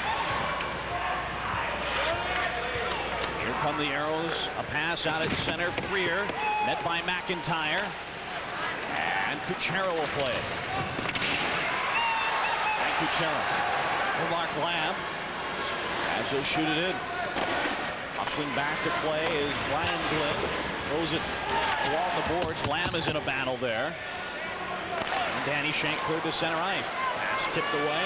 Kucera rolled it for Mark Freer. Nice pass, just missing Mark Grieg. And the Dragons have it out at center. Here's a pass intercepted. The Aeros get it back. 2-on-2. Larose, the shot hammered wide as Mark Grieg was ahead of the playoff sides. We're at the halfway point of this hockey game. 10 minutes, 5 seconds to go. Second period. Aeros won. Dragons won. Guy Larose was, I think, maybe a little questionable about tonight. He had a little bump on his knee from the last game. He skated full out in practice yesterday. Gave himself 100%. Said he was ready to go. And has 9 points so far in this early season. Well, and he has played so well. And you know, he got up to a bit of a slow start, but 4 goals, 5 assists in 10 games, but he hasn't been held back-to-back without a point yet this year. And also, I was talking to Dave Tippett. Dave Tippett says it's the stuff he's doing away from the play, catching up on 3-on-2s to make it a 3-on-3 situation that's making him so valuable. Well, that was what really made the trade at Jewel as Bowler takes it away. Pete Denis knew about his work ethic. Here's a puck loose in the slot. We've got a penalty coming up to the Dragons as Larose went on top of Littman. And I think the Aeros are going to get their 6th power play of the evening. And coming to the penalty box, it looks like Mark DeSantis. DeSantis ends up happening. Bill Bowler keeps his feet driving hard to the net. DeSantis loses the puck. Bill Bowler kicks it up, looks for it, keeps going forward and gets hauled down. He's getting held by DeSantis. Well, the key there is looking at DeSantis's feet. If he keeps his feet moving instead of water skiing, they let that go probably. Yeah, and it's not as if Bill Bowler's a big boat pulling him. No. So, no. He keeps his feet moving. He likely doesn't get a penalty. Bill Bowler is moving his feet like a little pedal boat, and 2-minute penalty for this. They just call him a puddle boat? Pedal boat. Oh, pedal boat, okay. Face off right side of Littman, Bowler, Townsend, Freer with Werenka and Baseggio. Dave Tippett would like to see that stat change. 0 for 5 on the power play. Aeros fight for it along the boards. It's behind the cage. Freer loosened it up. Now it is Bowler. Gives to Townsend. And the Aeros set up. They will. Here's Bowler. Made the move down low, and the puck came back to the point. Baseggio cranks it down. Aeros having a little trouble trying to get it set here. Right now they're just cycling it. Now they've got a chance. Here's Bill Bowler behind the net. How many has he set up that way? Quite a few. Now comes out. Center! Knocked away. And it's picked up by David Harlock. Shoveled to the line. Not out. Held in by Bowler. Bill Bowler drifting at the blue line. Steers one over for Baseggio. Dave Baseggio over Werenka. Smack just wide of the net. It'll come back. Baseggio. He'll hammer it down for Townsend. Worked on by Chapdelaine. Bowler behind the net. Has Chapdelaine on his case. Here's Bowler cutting right in. Center. Missed Freer by an inch. Now Freer has it back to Dave Baseggio. Townsend right in front of the net. What else is new? Baseggio, the shot way wide. It bounces near side. It's chipped out at center. Power play down to a minute. Here is Werenka at center ice for the Houston Aeros. Lead pass, Freer. Mark Freer cuts in. The pass. Shuchuk. Good. High and wide of the net. It'll tear him back to Werenka at a right point. 43 on the power play. Werenka winding, faking, moves it down to Larose. Now Werenka, the one-time shot, and a stick save made by Littman. Baseggio pranked it down, but it came over to Chapdelaine, and down the ice it goes. Very good power play by the Aeros. They just can't find the net to score. They found the net, but Littman's in front of it. He's made some good saves. Power play down to 20 seconds, and the Aeros hemmed in their own end right now. Chabot will slow to Werenka. Well, I'll tell you what, these San Antonio Dragons finish every check. Here is Shuchuk across the line for Houston. Barrels down the right side. Shuchuk looks in front. Shuchuk sets up power play is over, but his pass came out at center. And DeSantis back out on the ice, and we're 5 aside. Houston back in their own end. Steve Jakes gives to Shuchuk. Shuchuk shoots the puck in, but that is taken by Glynn, escorted to the line, and it's out at center ice. Glynn for Shanks. Moves it across, but Loach was offsides, and we'll take a timeout. 7:37 to go in the second period. We're tied at 1. We'll be right back.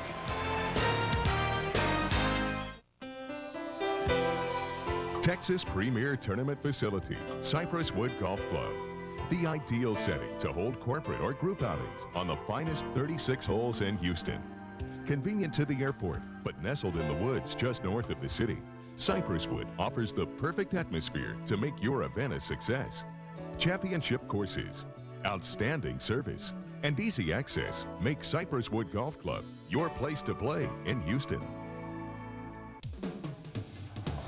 In Houston, one name towers above all the rest, Sam White's Motor City. You've never seen anything like this before because there's never been anything like this before. A huge selection of factory fresh Oldsmobiles and pre-owned vehicles.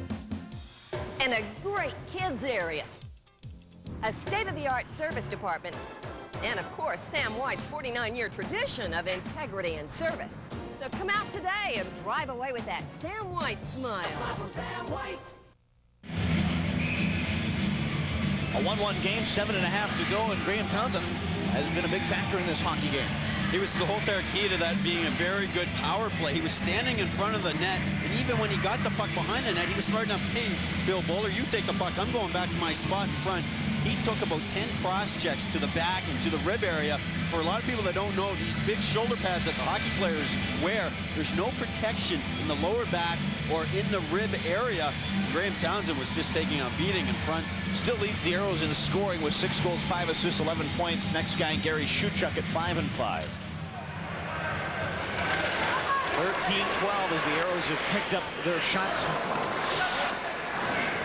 in the second period as the puck goes down the ice. Jake's there to play, no icing though. Jake reversed it to Frank Kucera, and Kucera moves it out at center ice for Moose Morissette. Morissette across the line, that was offsides. You're going to get that a little bit as Morissette played with it maybe just a little bit too long. But Dave Morissette, he told me, he says, Adam, you know, I had a TV show in Manitoba. You got to get my highlights. And I told him, I said, okay, I got to call Manitoba to get his highlights of his TV show. And I promise you folks, when I get them, we'll show him. But his thing called Moose Bits, really hilarious. Well, he has a great sense of humor. I had a chance to be around him last week. Dave Tippett let me practice. I got to practice with Dave Morissette. He has a great sense of humor, but in his pro career, he's played 236 games, 1,119 penalty minutes. 1-1 game, 7:10 to go here in the second period. Berehowsky going back.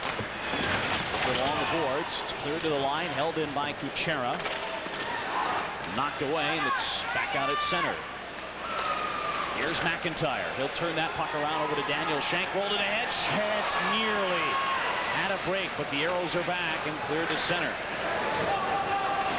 Lamb. Trying to move one ahead for May. Back is MacIntyre.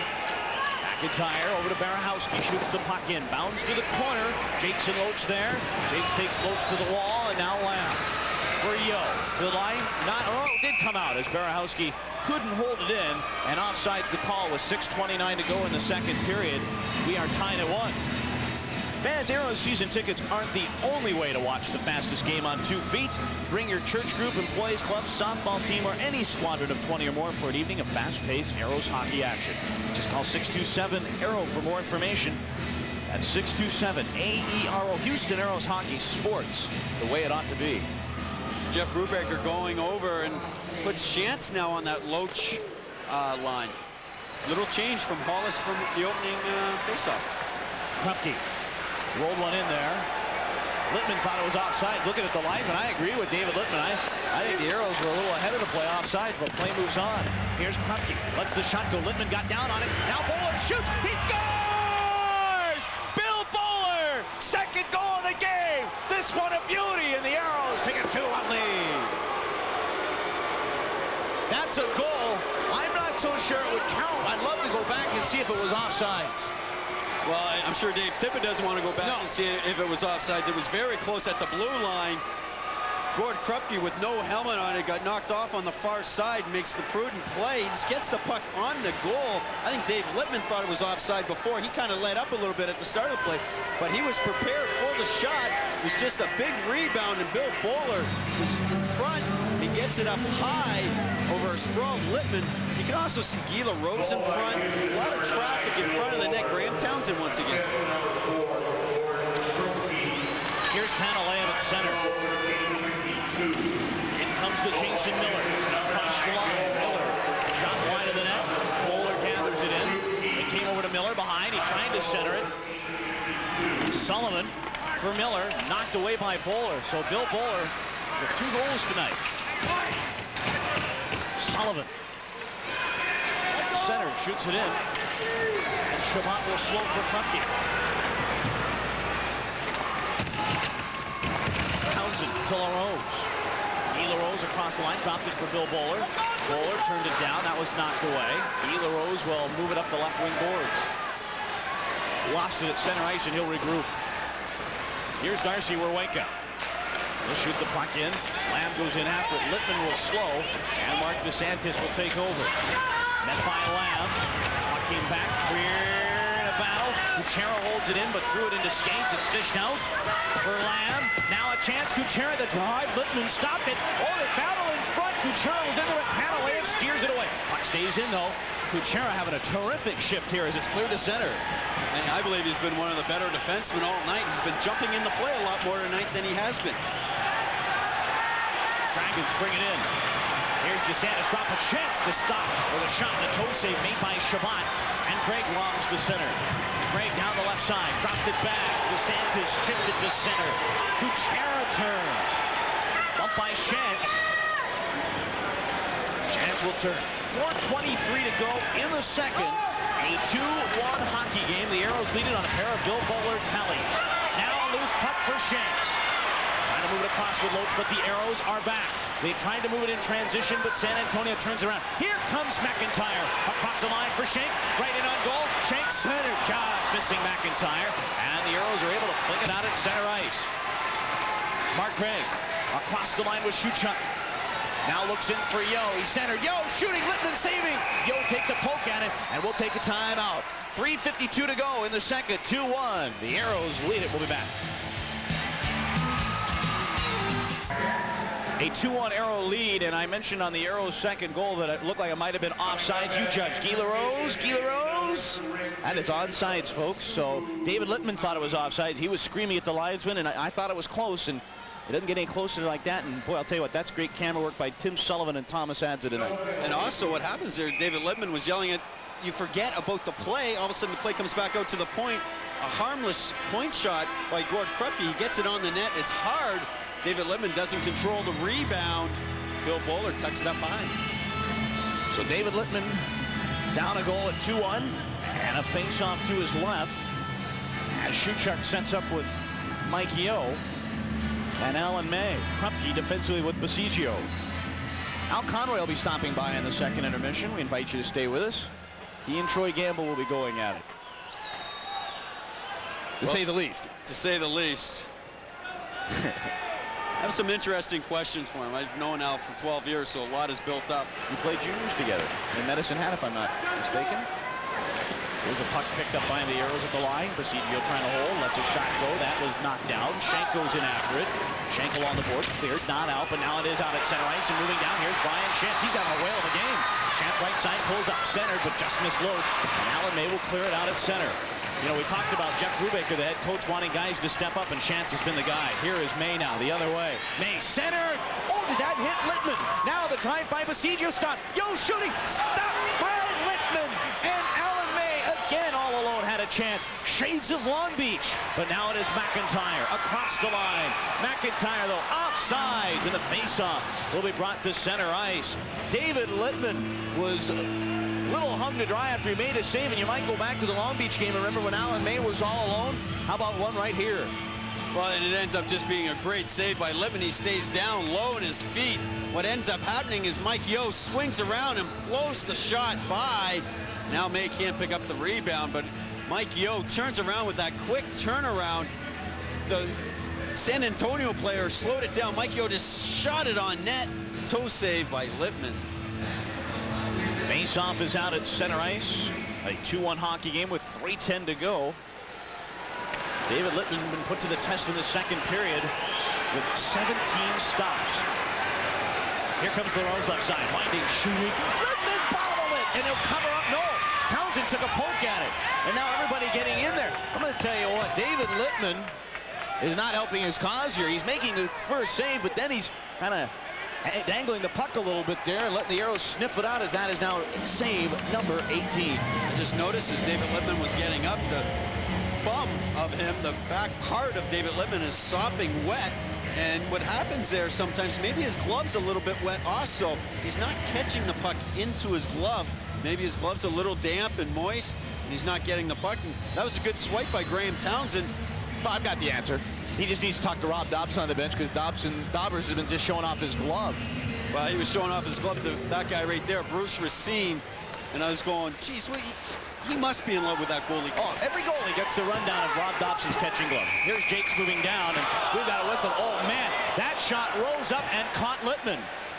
I don't think Yo meant anything by it. I mean, the whistle had already sounded, and Or was it Bowler? Might have been Bowler.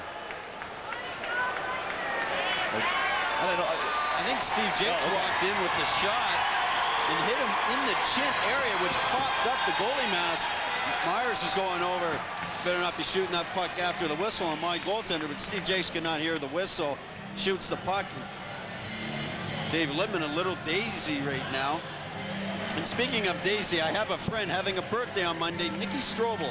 Happy birthday. You're going to be happy 10th birthday. There's the shot. Oh! You know what? How good is that save? Not only does it hit his chin, I'm not so sure the stick, just in reaction, didn't catch it. Well, with that shot, and kids out there that want to be goaltenders, you see that replay, it must make you wonder, especially your parents, I'm sure. David Littman still being tended to, but after the puck hit him on the chin, from the angle we're sitting at, it kind of looked like maybe. Take a look at it. Watch closely here. Watch his stick after Jakes creams him right in the 1, 2. Yes, it hit, because from the other angle when we looked at it, if Littman doesn't get a stick on it, watch here. It goes in the net. The puck is rolling for Steve Jakes. That thing goes in the net if he doesn't get a stick on it. What an eye by you, Adam. I never caught that. You can see that after it hit him in the mask, it hit his stick and almost bounced into the net instead of out of the net. Keen eye by Adam Gordon. Everything I've learned from you. Face-off center ice, Bowler, Townsend, Larose, Werenka, and Kucera. 2:45 to play in the second period. The Aeros with a 2-1 lead. Back to play is Grigori Panalev. Met by Werenka, and the puck is steered to center. Kucera is back. Attacked by Jason Miller. And it's moved ahead to center ice. Bill Bowler to Guy Larose across the line. Larose, stutter step, pulls up, looks along the wall, chipped it down for Graham Townsend. Now Bowler behind the cage, walks out. Here's Bowler. Well, won't pull the trigger yet. Runs it over. Here's Kucera. Back to Bowler. Can't get the shot away as he was hammered in front. And here's a 2-on-1 break. A chance. Brian Sullivan centered, but the pass, a little bit of a hand grenade over to Panalev. Now Sullivan wanted to play it. We've got a whistle, and we've got a penalty. A holding minor. And I think the Aeros are going to get nailed for it. And Graham Townsend doesn't like the call. Townsend will go to the box, and this will be the first power play in the second period for the San Antonio Dragons. I think Graham Townsend doesn't like it because there was a 2-on-1 going against the Aeros, and I believe that penalty happened behind the play. And we've talked about penalties happening behind the play. They drive the coaches nuts. And I believe that one also happened behind the play. See, and you just can never tell with Dave Tippett. You just have to know what's driving him nuts. You don't know with Dave Tippett if you're winning by 10 or losing by 5, or it's unbelievable. He keeps the same expression, and I think the guys really appreciate that because it keeps everything on an even keel. Well, Dave Baseggio, I thought, said it best in his interview. Dave Tippett's been positive throughout everything, and that's the key. If the coach can keep it positive, why not the players? Puck is down low, chance. Taken to the wall by Kruppke. Freer trying to dig it out. 0 for 2 on the power play tonight are the Dragons. Good battle in the corner. And it's picked up by MacIntyre. He'll roll it down as power play underway. MacIntyre works it back to the far side. Ryan Glynn. Watch the shot. He's got a big one from that point. Here's a pass down low. Missing Shank. It was redirected as Loach trying to steer it in there. Ryan Shant back to the line for MacIntyre. Scooped it down. Here is Shank for Loach. Looks in front. Center one, but it went off the stick of Lamb. Back to the line. MacIntyre had it knocked away. And a penalty coming up for MacIntyre as he held Freer. And that'll do it for the power play. The Aeros will not get the power play in this period. Now, all right, yes. Officially, they will because there's a minute 12 left to Townsend's penalty, so they'll get 2 seconds to work with here officially, but they'll get the brunt of it to start the third. Dave MacIntyre gets caught for hooking. It could have been that or obstruction. The puck jumped behind Dave MacIntyre, and Mark Freer using good speed and just jumping on the loose puck. And the hook comes out. You can call it hooking or obstruction. Mark Freer just keeping his feet moving. Dave Tippett stresses that to all the forwards. If you get a hook on you, just keep your feet moving. 46 points for Peoria last year, Dave MacIntyre. And growing up, I understand you're telling me he was a boxer, Golden Gloves champion.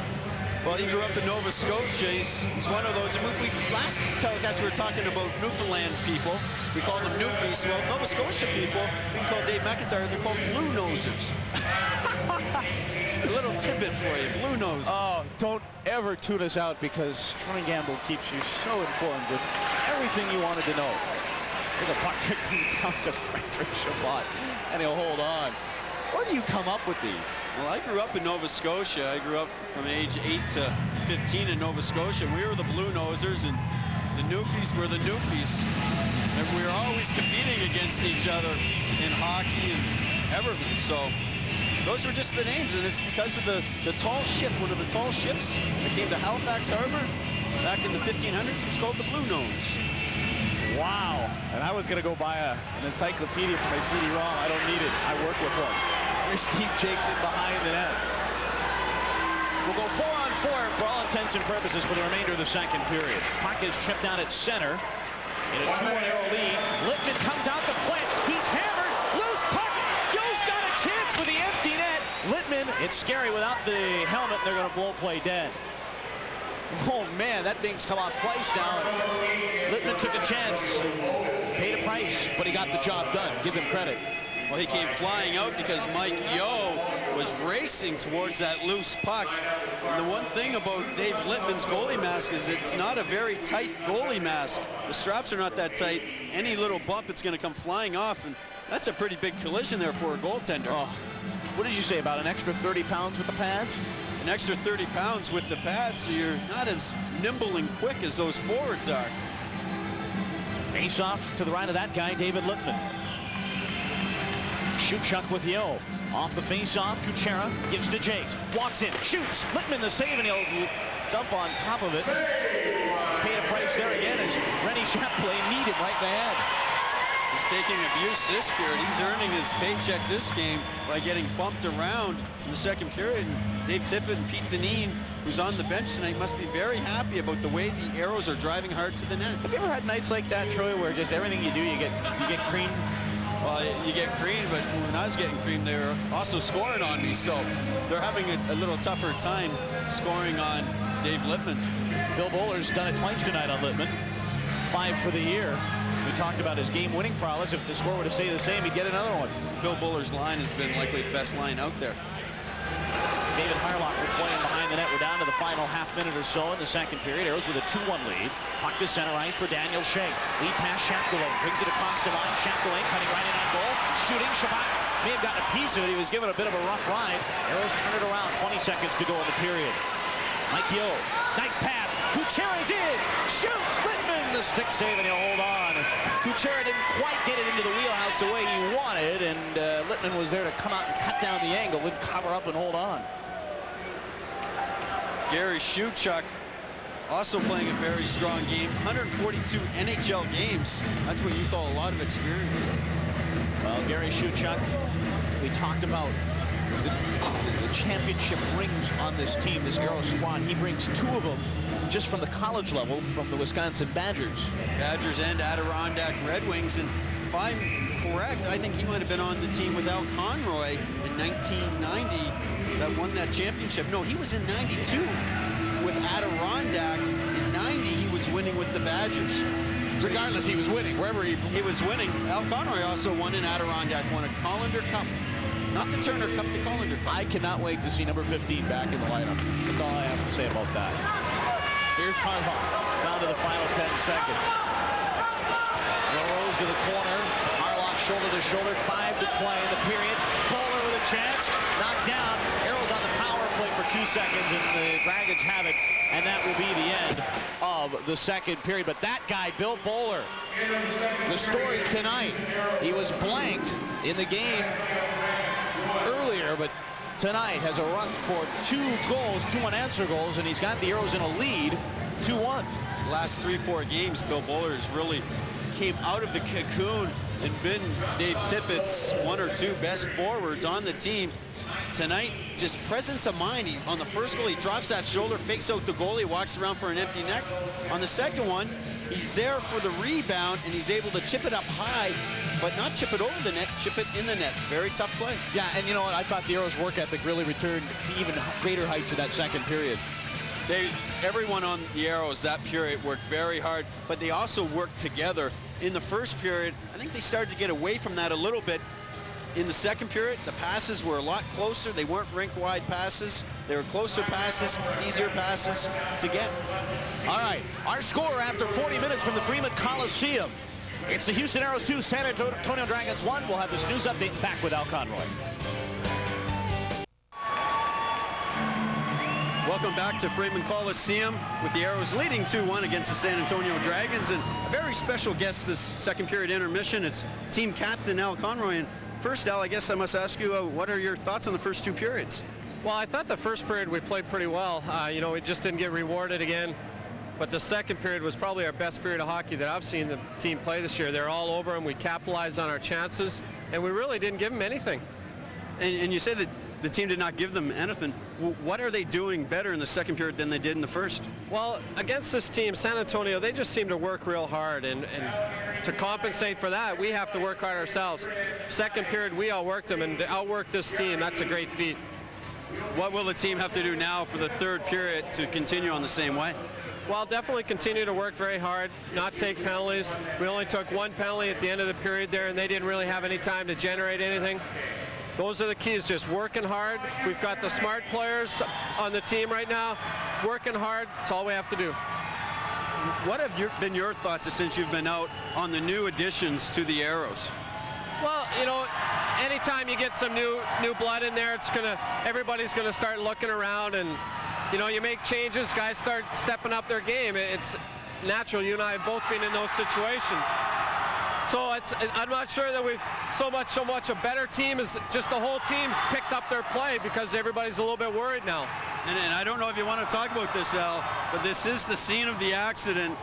First game of the season, you go down with the injury. What do you remember from that incident? Well, I didn't get knocked out, so I remember everything. I just fell, and it was just one of those unlucky plays for me. I haven't been hurt in 10 years of pro, so it was really a freak deal. Hopefully another week or 2 weeks and I'll be back playing. And the Aeros organization, we're very fortunate that Dr. Eddie Matsu was in the building that night, and the medical staff of the Aeros, Dr. Matsu, Baker, Sitter, have just been tremendous. What were your feelings with Dr. Matsu coming back with you that night? Wow, that just went beyond anything that he has to do. You know, that's just not so much a physician doing his job, but a good person doing his job. And I was very lucky that he was here. Any other doctor might have just closed it up, and I'd be in big trouble right now. And when do you anticipate your return for the Aeros? Hopefully the Long Beach game at home. I think that's around the 4th or 5th. Thanks a lot, Al. Thank you, Troy. Al Conroy, captain of the Aeros, and we'll be right back for the third period of action.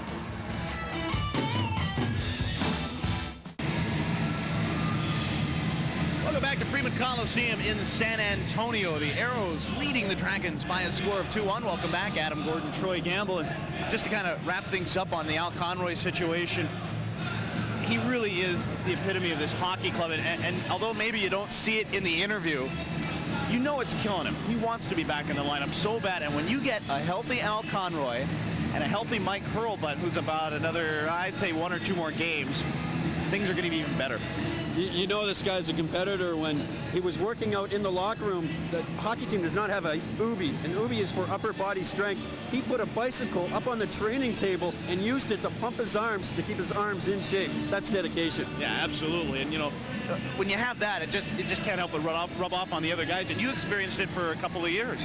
Well, exactly. I've played with Al Conroy for a long time. And also, we should mention with Mike Hurlbut and his training regimen, he's unbelievable what he's been doing. He went on this special diet over the summer called the Zone. He feels that it's been a lot better for him. He's a lot stronger, and he thinks he's a better player for it. Speaking of the Zone, Bill Bowler in one?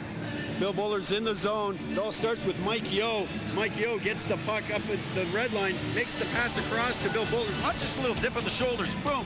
Drops the goalie down. He puts it in the empty net. Easy goal for Bill Bowler.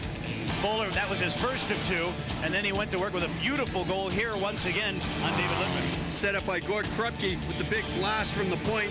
Bill Bowler gets it. Not too many people can make this play. Just dinks it upstairs with all that traffic around. And then, for those of you that want to be a goaltender, watch David Littman here. Well, Steve Jakes blasts this puck. It hits him underneath the chin, and his mask goes flying in the air. He gets dazed for a little bit, a la Mark Freer a couple nights ago in Las Vegas. And that's a look at our highlights, brought to you by High-Low Auto Supply. What you need is High-Low. Turning to the Aeros logbook, which is brought to you by Southwest Airlines. Shots on goal, 22-13 in favor of the Aeros. The Aeros with 19 shots on goal in that second period. The Aeros power play, yeah, they haven't scored on the power play yet, but it's showing signs of life in their last couple opportunities, and they will have approximately about a minute 45 or so to work on the power play when we start the second period, or third period. I would not be surprised to see Graeme Townshend out on this power play. He's been taking punishment in front of the net, but the one thing else that Graeme Townshend's been doing this year that he was not doing last year, when he's getting that punishment, he's also getting himself in a shooting angle so that when he gets the puck, he can get it off his stick and shoot it on net as quick as possible. And you know, the thing with Graeme Townshend, doesn't have a point in this hockey game, but he's been on the ice for both goals. Well, that's just his presence. And also Guy Larose, both of them are driving so hard to the net, they've opened up ice for Bill Bowler. Yeah, and Graeme Townshend has the ability to do that with his size and his strength in front of the net. It's a 2-1 hockey game here in the second intermission, and when Troy and I return, we'll set you up for the third period right after this.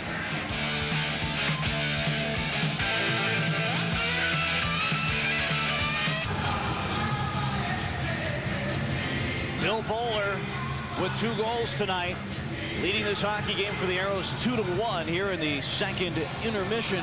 And it's time to look at the Columbia Community Calendar, brought to you by Columbia Healthcare. November 4th, the Aeros Slapshot Golf Classic. That'll be at Cypress Wood. You can call 621-2842 for more information on that.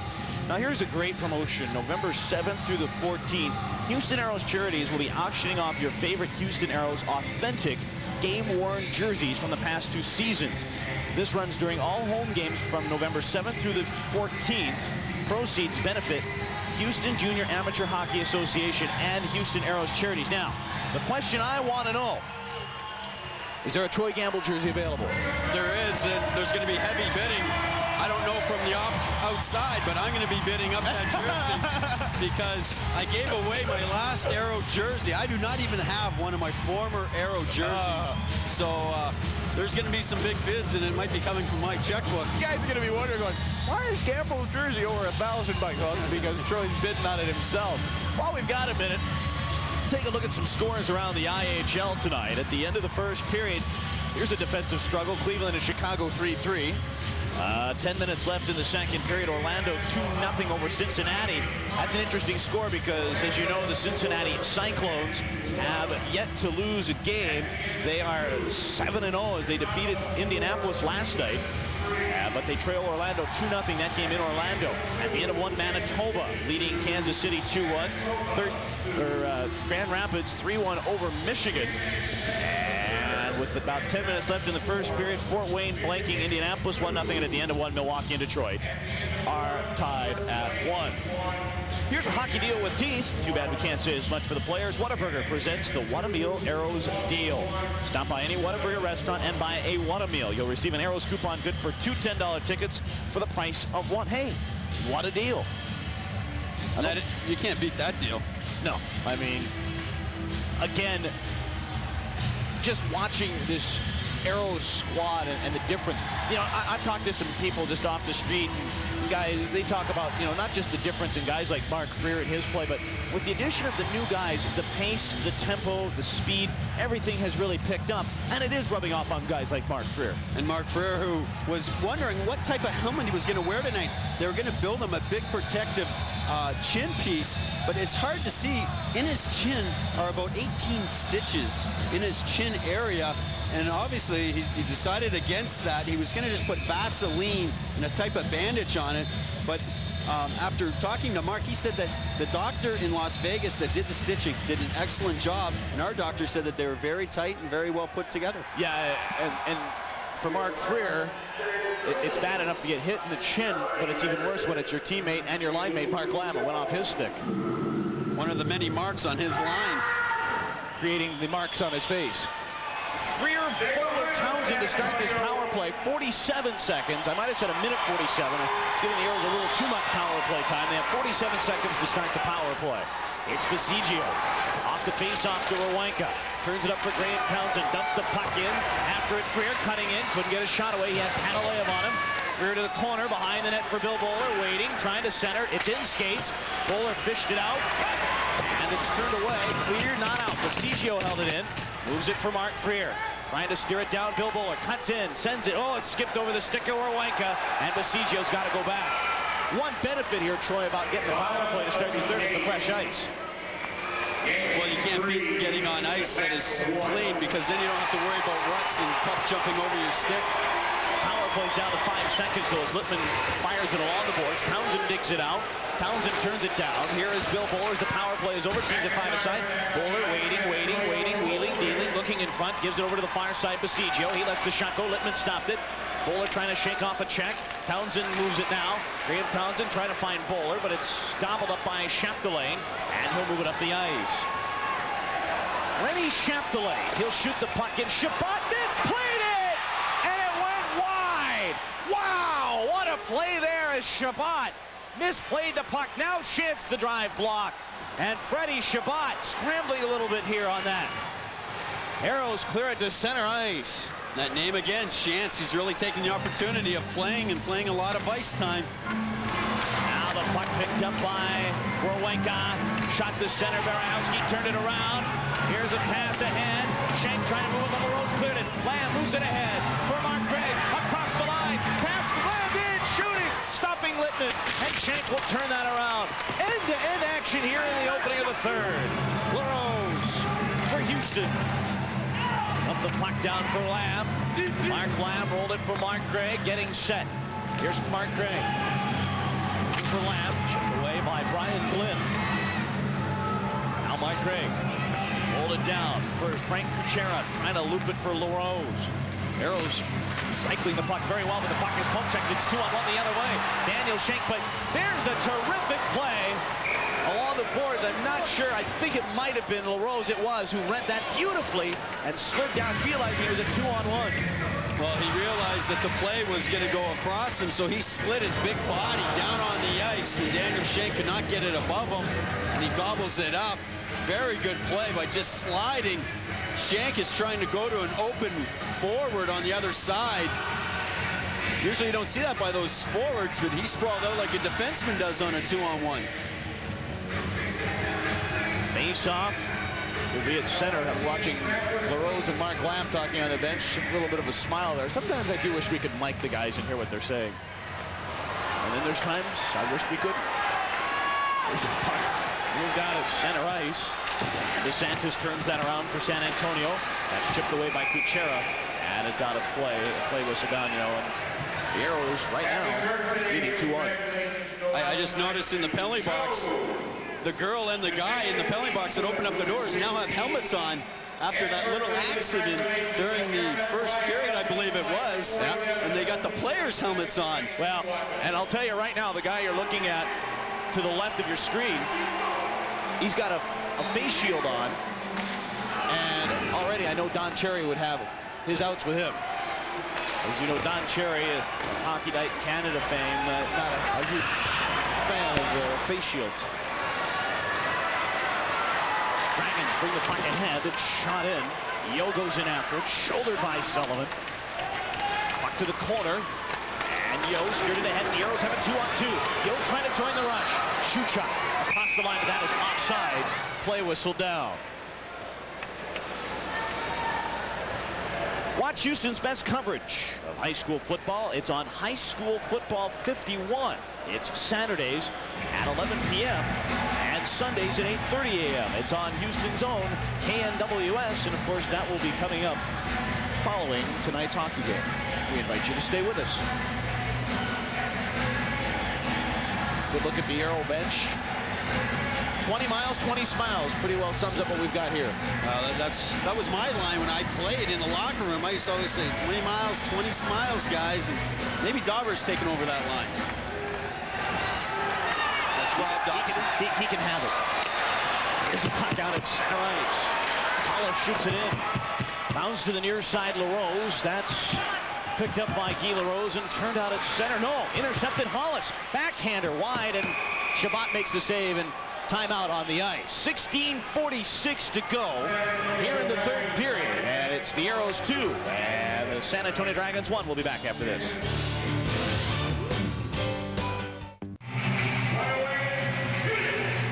2-1 Aero lead, 16:46 to go here in the third period. And the Aeros return to the Summit Tuesday night as they host their nemesis from Florida, the Orlando Solar Bears. And the Bears gave the Aeros fits last season, but this year the Aeros have their sights and their traps set on these Bears. Game time is 7 o'clock from the Summit. For ticket information, you can call 629-3700. Face-off left of Chabot. Off the draw. Here's Shank. Quick shot. Chabot the save, and he'll hold on. Oh, boy. You know, we saw this in the first couple of meetings against San Antonio, Troy Gamble, about how key the face-offs were. And Freddie Chabot had to make a save on Daniel Shank's quick little snap release. Well, he gets it away so quick, but it's a good draw by Loach right back to Shank, and he sweeps the puck on Freddie Chabot. He drops down to his knees and covers up the rebound. I will say this about the Aeros, the difference tonight versus the opening night against San Antonio. Dave Tippett was really concerned about his team's play following the faceoffs, where the guys' assignments were if you lost a faceoff, where you're supposed to be. Tonight, the Aeros have lost their share of faceoffs, but their coverage has been a lot better. Well, that was a huge concern after the first 2 games of the year, but it's really got better from that opening series against San Antonio.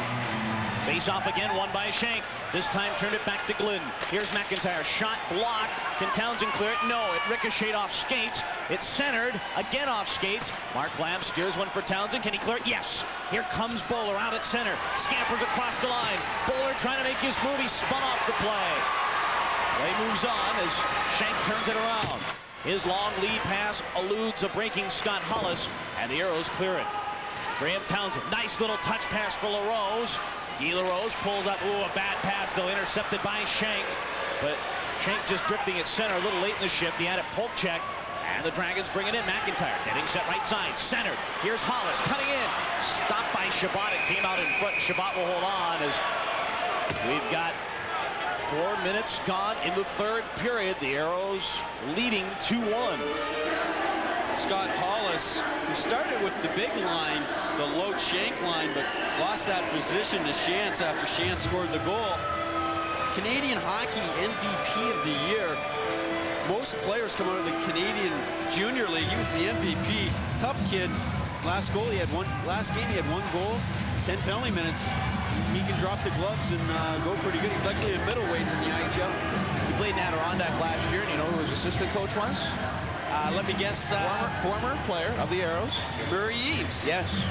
And I don't know if Murray Eaves would be happening to catch this game on the satellite, but on the odd chance he is, I would love to wish him well. There's a class act. Okay? Yeah, he's one of the best guys I've met in the game of hockey. Puck is down low. Aeros fight for it, but it came back to the line. Here's the drive. Whistled wide of the net. Chapped the lane from the point. Steers for Brant Myers. Myers centered, but it came right over to Lamb. Can he clear it? Yes, it's out at center. Harlock. Heads up. That thing nearly came up. Now, that thing nearly came up to where we are, and it went right underneath Troy Gamble's arm. I mean, how are you going to stop that? Well, I was reaching for it. I saw it. It hit the top of the glass and started to come up, and I reached for it. We got all these monitors and all this computer stuff up here, all high-tech stuff, that I couldn't reach for it and grab it. It is 2-1. The Aeros lead it as Jeff Brubaker getting his troops aligned here. Looking for the equalizer, but the Aeros have been playing some solid defense in this hockey game. Lamb with Freer and Morissette, with Baseggio and Gord Kruppke. Off the face-off, Dragons have it. Berehowsky shoots it in. Chabot tried to slow. Morissette goes in there to bump and grind. Loop behind the net for Dave Baseggio, and he'll lob it over to Mark Freer. Freer to center ice, missed Morissette. That'll go down the ice, but no icing as Brent Bilodeau goes back, attacked by Morissette, but eludes the check. Morissette lost his stick. Puck cleared to center. Sullivan rolls it in. Back is Baseggio, heads up, and this comes up our direction again. But this one you didn't have a chance at. I didn't have a chance at. And unfortunately, a lady took it on the top of her head. It was a rolling puck. I don't think she's going to be cut. But that hurts. That hurts. That's when you come out to hockey games, fans. You have to pay attention. She was talking to another lady beside her. Puck goes flying up in the stands. She's itching her head. She's a competitor. She's laughing. She's smiling. No, that's not her on your screen, but that's what she looked like. She had a smile on her head. Well, I know it hurts with a mask on. I can imagine when you get hit without a mask. The puck was end over end, so that took a lot of the velocity off it. She is down there laughing with her friend that she was talking to. Yeah, pay attention. Oh, I've taken it in the eye before, and without an eye shield or a helmet on it just hurts. Face off to the left side of Frederic Chabot. And here's a quick shot by Shank wide again off that face-off. They're going right back to Shank as Loach or Shantz. It doesn't matter who's in there taking the face-off. They're owning it right now as it went back, and that quick shot as it goes down the ice, icing the Talbot. Lonnie Loach has done a terrific job tonight in the face-off circle, and now another key face-off in the arrow end. And it's going to be in the far arrow end, not the closest to us arrow end, to the left of Frederic Chabot. That's where the last 2 or 3 face-offs have been lost, and Daniel Shank has got away shots. The one thing, as you said, the recovery of the arrows, what they're trying to do is take the lane away, so Daniel Shank has to either pick a corner with a miraculous shot, or he shoots it wide. Face-off will be to the right of Frederic Chabot. Shantz against Shuchuk. 14:50 to go in this one. The Aeros lead at 2-1. MacIntyre with a puck on edge. Glove save Chabot, and it bounced wide. Oh, man, that thing came hard. MacIntyre really drilled it. Now the puck centered in front. Shantz, a chance. Shaded off the puck. Lonnie Loach, a shot off Chabot. Rolled away by Shuchuk. And Mike Gill will turn and clear it out at center. Here is Alan May. Trying to bring it in. A nice pass. Shuchuk's in alone. Shoots, and he missed the net. Shuchuk had Littman down, but he flipped it wide of the net. Baseggio moves it back. And DeSantis in his own end. And it's turned over. Alan May, the drive. And Littman with the save. And he will hold on with 6 gone in the 3rd period. And Alan May nearly converted on a turnover. Alan May had a couple great plays there. The first one, he set up Gary Shuchuk. He was fumbling with it, and then he found the open Gary Shuchuk going down the middle. Gary Shuchuk making a move, just missing wide on the net. But it all started with Al May, who was fumbling with it, and then Al May jumps into the play and lets a blistering drive that David Littman just eats up. That is a good shot by Al May, and he has a very hard shot. Off the face-off, Aeros have it. Jake's right on. A stick save made by Littman. Myers fights for it. It comes out at center as the Aeros leading in the shot department 23-19. Along the boards for Bill Bowler. Cannot clear it past Glynn. Hollis rolled it down. And Jakes takes over. As now Hollis and Sverre Sears go at it a little bit. Jakes got it for Townshend, and here comes Bill Bowler. Bowler shoots it in. It bounced behind Littman. Townshend went in there. And Harlock rolled it up the wall, and Sean Reed scampers to center ice.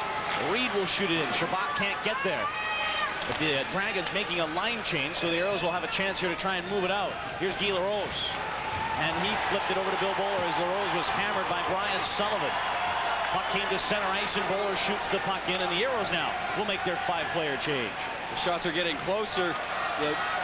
San Antonio has outshot him 6-1 in the 3rd period. Panalea, nice pass. Here's Miller right in. And a terrific left pad save made by Chabot. Kucera turned it over. Sullivan had it. Over to Miller. Miller turning with a drive. It was knocked in front but chipped away by Freer. And Lamb will move it out at center ice. 12:45 to go in the 3rd at a 2-1 Aero lead. But the Dragons on fire. Sullivan to the wall. It's knocked away. It'll go the length of the ice. They say no icing.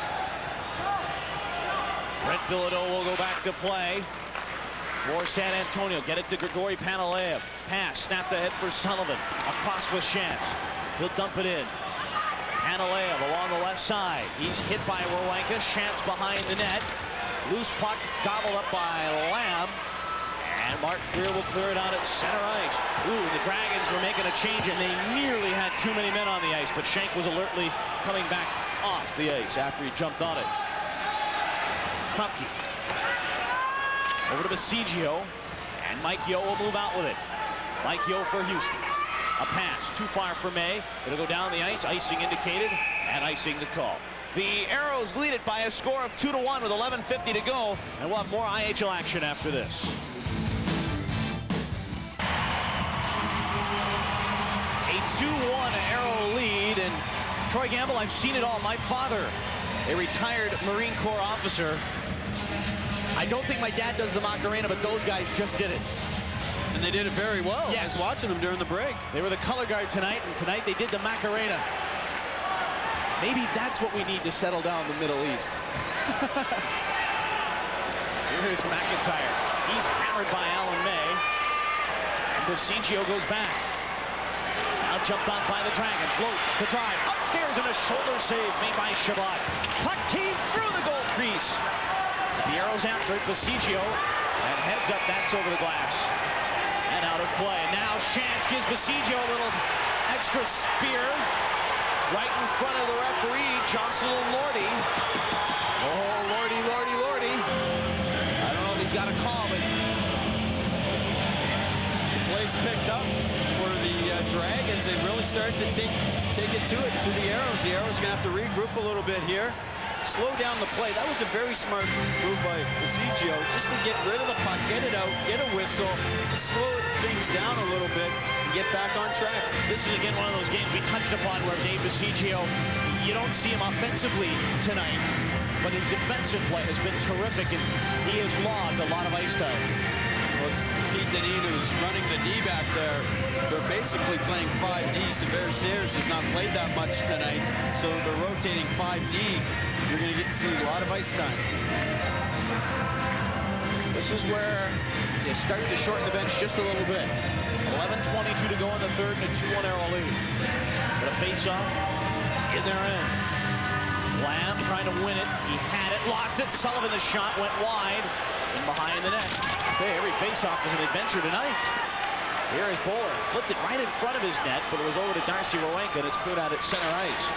The Dragons have did a lot better job in the third period with the draws. Larose into forecheck. Puck nearly turned over, but San Antonio will able to turn it around, and here's Rennie Chapdelaine. Shoots the puck in. Chabot will slow. He reversed it right over to Brian Sullivan, though. Battle in skates. Larose fished it out. Can't clear. Now it's picked up by the Dragons. Here is Brian Sullivan. Taken away by Kucera. Larose steers it ahead. And Graeme Townshend. Nice pass ahead, but off the skates of Werenka. And Scott Harlock goes back. Chapdelaine. Pass for Brian Sullivan. He'll shoot the puck into Aero territory. Freer goes back. Runs it for Kucera. It'll come to the line, not out. Mark DeSantis winding, shooting that puck. Hit skates, change direction. Can Townshend clear it? Yes. He's out at center. 3-on-2 if the Aeros hustle. Here is Townshend across the line. Hit by Berehowsky. Kucera needed a line change. Gord recognizing the puck deep enough. He'll come off for a change. Aeros bringing in 5 fresh guys, as are the Dragons. Berehowsky cleared to center. Now Loach in across the line. Jump by Sears. Jakes is there to reverse it up for Mark Lamb. Can he clear it? No. Second effort? No. Third effort? Yes. And then Grieg knocks his man off the puck. Freer is in there as well. Now DeSantis comes up flailing, giving it to Freer along the boards. And now Sullivan giving Freer a bit of a cross check, but play moves on. These were penalties in the first period, but Jocelyn Lordy, our referee, let him go. And then he's going to call a penalty on Sverre Sears. He lets him play, and then a penalty for Sears in front. But the Aeros will be shorthanded. Well, you called it totally correctly, Adam. Those were penalties in the first period. Then he let everyone play, and then he makes a call that likely shouldn't have been called after everything else that he let go. You got a good hook on him. Yeah, and don't mistake me. That's a penalty. But the thing is, he's letting worse go in front. I mean, Freer, how many two-handers is he going to take? Well, Mark Freer took also about 3 glove rubs to the chin area, and that's the chin area that has the stitches in it. Are you telling me that the Dragons don't know that he's cut there? You can see it when you're up close to him. He took about 3 glove rubs to that area. You judge for yourself. There's a cross check. You want one more? Daniel Shank, here comes one into the face area. That one's okay, but I'm more concerned about another cross check right here. Well, no, it's just after there. But he got a couple of them. Well, now it's time for the Aeros to say, well, okay, we're down 1. Let's kill off this power play and go from there. 0 for 3 tonight with just 3 shots on goal, and the Aeros would like to keep that goose egg intact here. 2 minutes up on the board to Sverre Sears. Top of the puck, and the Dragons have it. They'll set up on the power play. Just jammed down. Aeros fight for it. Kruppke rolls it along, and he clears it over the glass and out of play. Not a bad play there. The puck was bouncing beside the net. He was just trying to chip it up across the glass. Low glass here in Freeman Coliseum. It's not as high as at the summit, so a lot of pucks do go out in the ends and in the middle of the ice. Jeff Brubaker, the head coach of the Dragons, getting into it usually, you know, behind the bench. Well, this whole power play, look at him, right there, just right in front. He's thinking, if this continues, I'm getting out there. The players are saying, Jeff, get in the back. We can't see what's going on. How are we supposed to make our line changes? Oh, and how can we see around that huge guy? About 6'3". About 250 pounds. He's a huge man. When he played the game, played it tough. Exactly. He played it as tough as you can play it. I watched him one night in a huge brawl in Nova Scotia. Who started it? Oh, he fought? He was in it. I'm kidding. Here is Dave MacIntyre. Looped it down to Shank. In behind the net, pounded by Kruppke. Loach fights for it with Baseggio. Battle for the puck. Shank behind Loach. Waiting. Centered, but the Aeros are there, and they've got room to skate with it. Mark Freer will then finally just come to center, and down the ice it goes, and Freer will come off. Mike Yeo will take his place.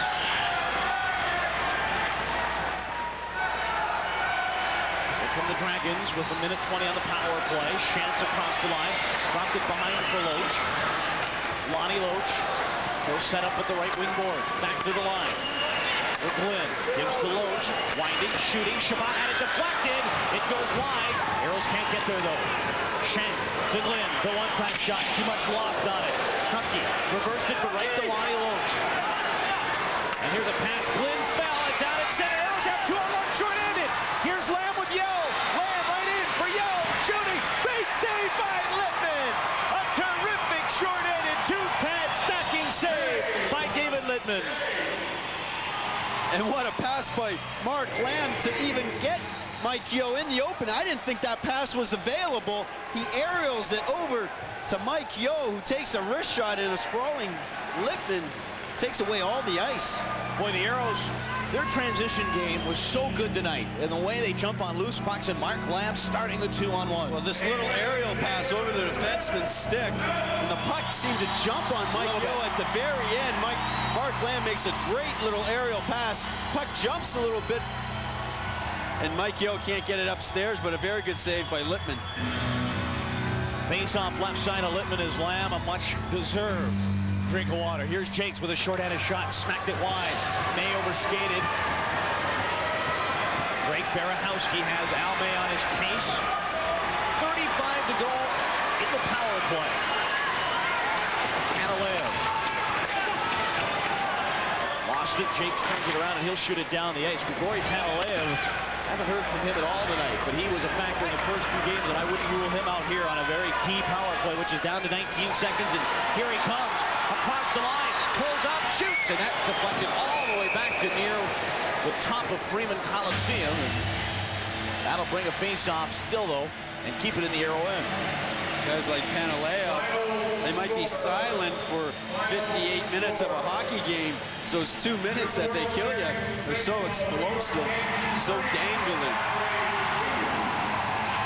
Grigori Panalev, who it wasn't as much his goals and assist numbers, it was just his overall play, his work ethic, his defensive play, and he played so well with Jason Miller, and they still got this line intact. Miller and Sullivan have just been a great line together. He's 5'9", 190 pounds. They say he has a body like a bodybuilder. He's so strong that players have such a tough time getting him off his feet.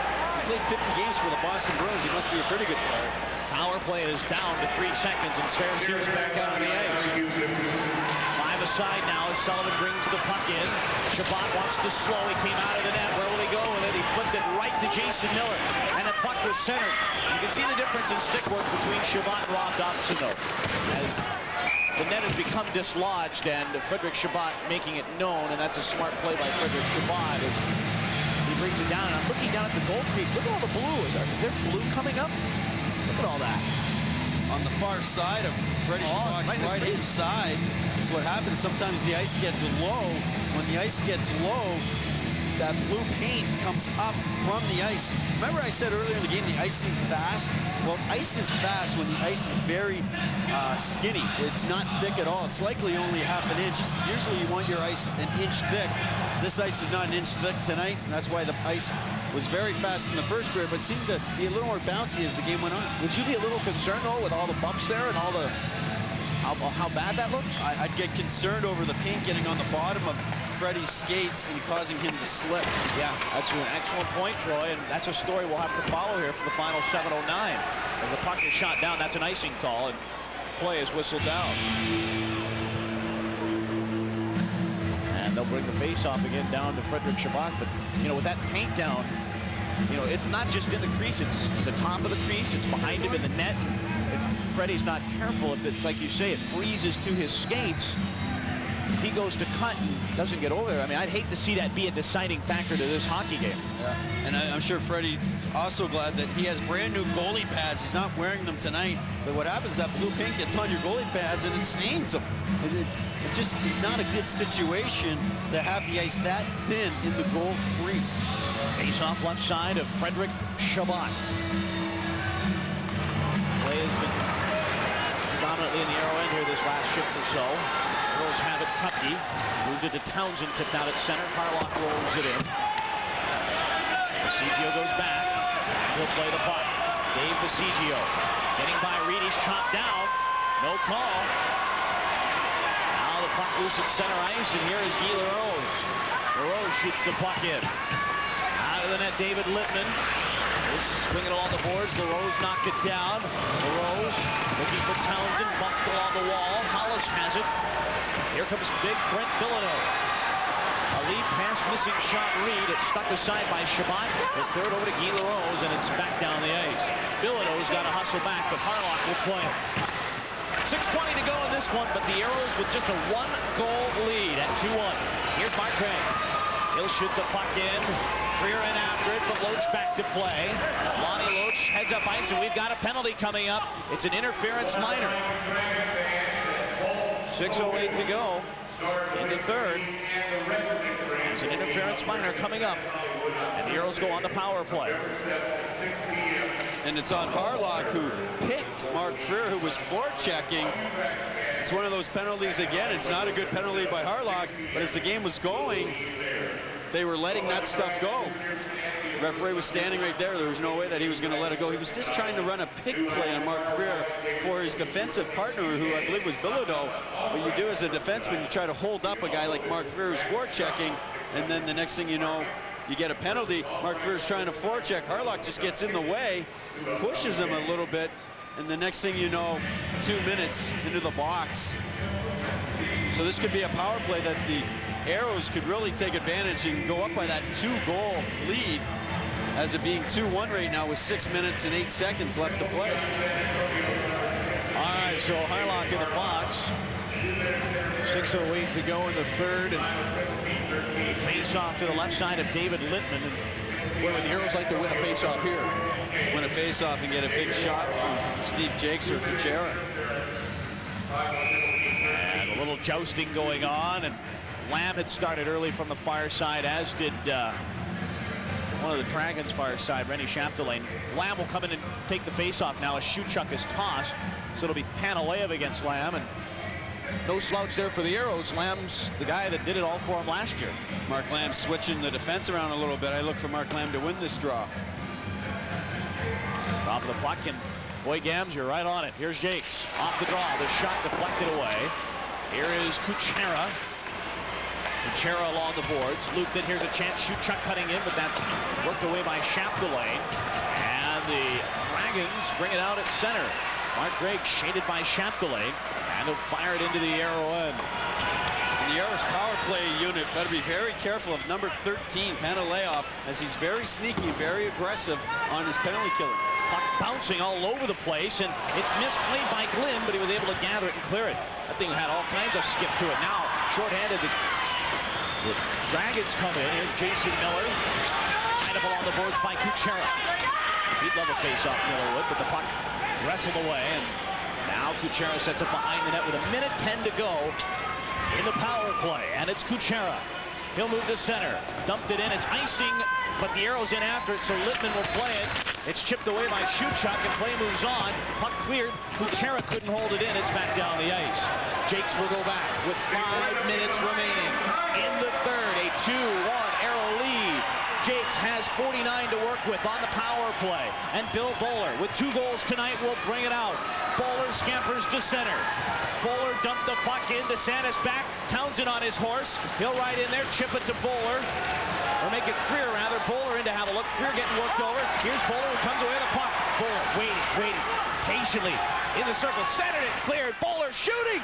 And a great glove save by David Littman, snatching that shot from the jaws of the twine. He'll hold on. 25 to go in the power play. 4.5 remaining in the third, and a 2-1 Aero lead. The biggest thing I can notice with Bill Bowler the last few games is his teammates are really driving hard to the net, which opens up the lanes for Bill Bowler. Graeme Townshend gives it back to him. David Littman falling down, but keeping his glove up on top of his left pad and snatches the puck away from Bill Bowler. But when players are driving hard to the net for Bill Bowler, he's so quick with that stick that it opens up so much room for him, makes him so dangerous. Face off to the left side of Littman. Bowler against Hollis. Dropping the puck, Aeros have it. Werenka, the shot blocked. It never made it to Littman. Sullivan turning. It's down the ice. And here's Hollis shorthanded, intercepted by Baseggio. Baseggio getting harassed, but he'll move it ahead. Power play down to 10 seconds. Bilodeau trying to clear. Second effort. Down the ice it goes. That will do it for the Aero power play. 4:10 to play. And the power play is over. Teams at 5 aside as Harlock back out on the ice. Berehowsky off skates. It'll go to Brian Chance. He'll shoot the puck in. Chabot out of the net. Baseggio is there. Dave Baseggio. He'll move it up to the far side for Darcy. Werenka. Quick flick of the stick. It's out to center. Larose is there, and he'll backhand it into the zone, but that is offside. Play whistle down, and we'll take time out.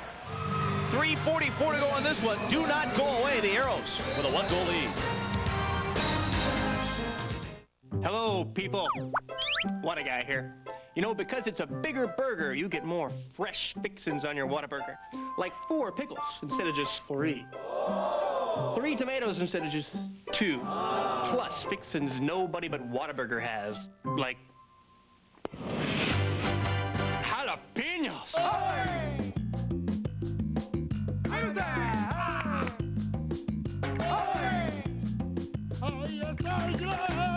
At Lone Star Ford's Used Car Auto Net, we'll let you be the judge. Judge for yourself when you shop Houston's largest used car inventory with over 500 in stock every day, all at below market pricing. Plus, every vehicle has passed a 100-point quality inspection, and it comes with a warranty, roadside assistance, plus a whole lot more. At the Lone Star Ford Used Car Auto Net, you be the judge. Shop with us and you'll see. You get a better car at a better price.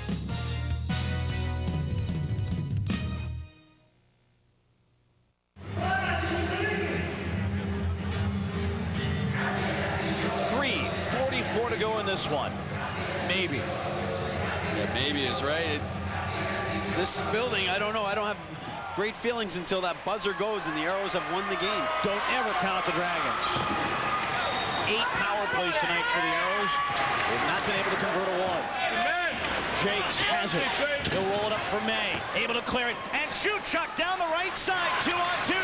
Shuchuk the drive with the puck on edge, and he had a little too much loft on it. Just cleared, but not out. Second effort, Berehowsky threw it off skates, and he brings it to center. Drake Berehowsky dumped the puck into the Aero end. Chabot will slow. Back is Jakes. Runs it along the wall for Mike Yo. Can he clear it? Yeah, it's out at center. But Chapdelaine turned it around, but Yo takes over. Nice pass for Alan May. Hits the line. Shoots. Littman a save, and he will hold on.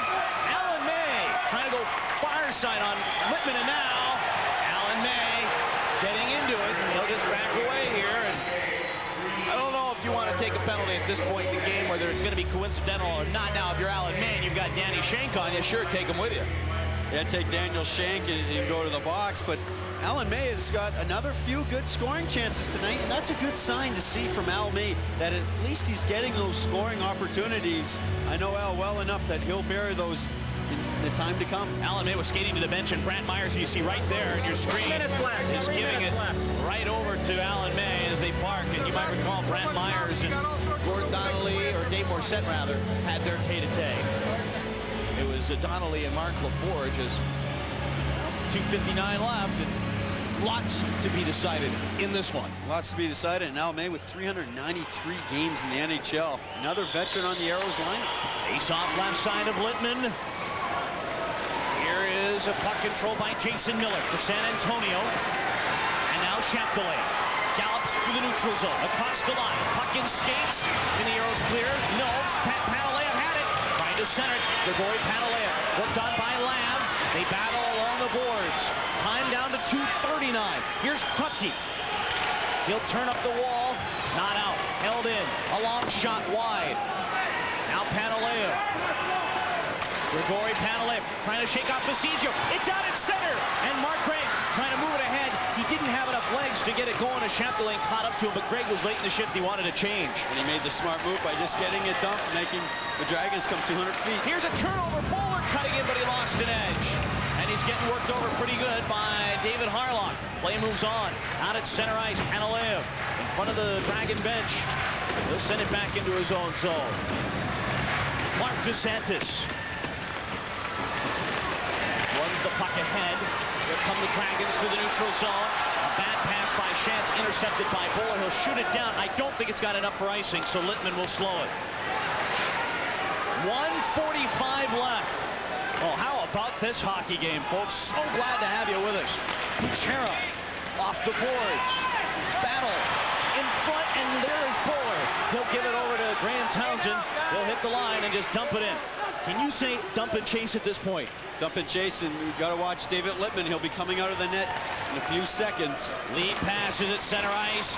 Shantz trying to bring it in. It came back. It's snapped back, and Brian Glynn will regroup. 1:15 to go. Puck turned over. Breakaway. May shoots. Littman with the save. Alan May with another scoring chance. Now the puck turned around. Miller in, and we're down to the final minute. Puck in behind. Baseggio. Aeros need a clear. Littman to the bench. Here's a centering pass. Yo turns, and he'll flip it out at center. It's not enough for icing. It goes to the empty net. And going back is Brian Glynn. Rolled it near side Shank. 44 seconds to go. Dragons moving out at center ice. Sullivan lead pass. Pantaleo brings it in. Pantaleo right in. Shoots. Chabot a stick save and a beauty. And the puck to the corner. Big collision. And the puck is frozen. And play whistled down. Kruppke not happy about the call. He felt that the puck had come loose. But now a huge face-off. Not only deep in the arrow end, but to the right of Chabot. And with Littman pulled, the Dragons have at least a chance. 32 seconds to go. Pantaleo off the wing, driving hard to the net. Frederic Chabot on the top of his crease, not giving an inch.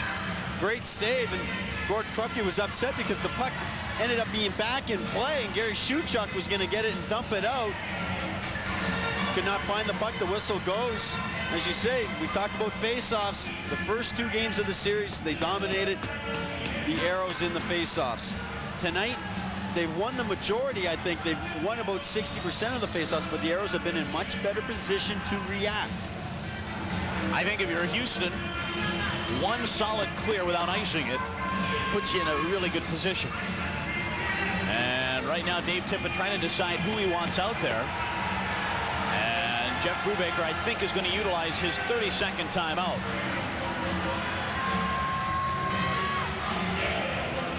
So Jeff Brubaker talking to his troops.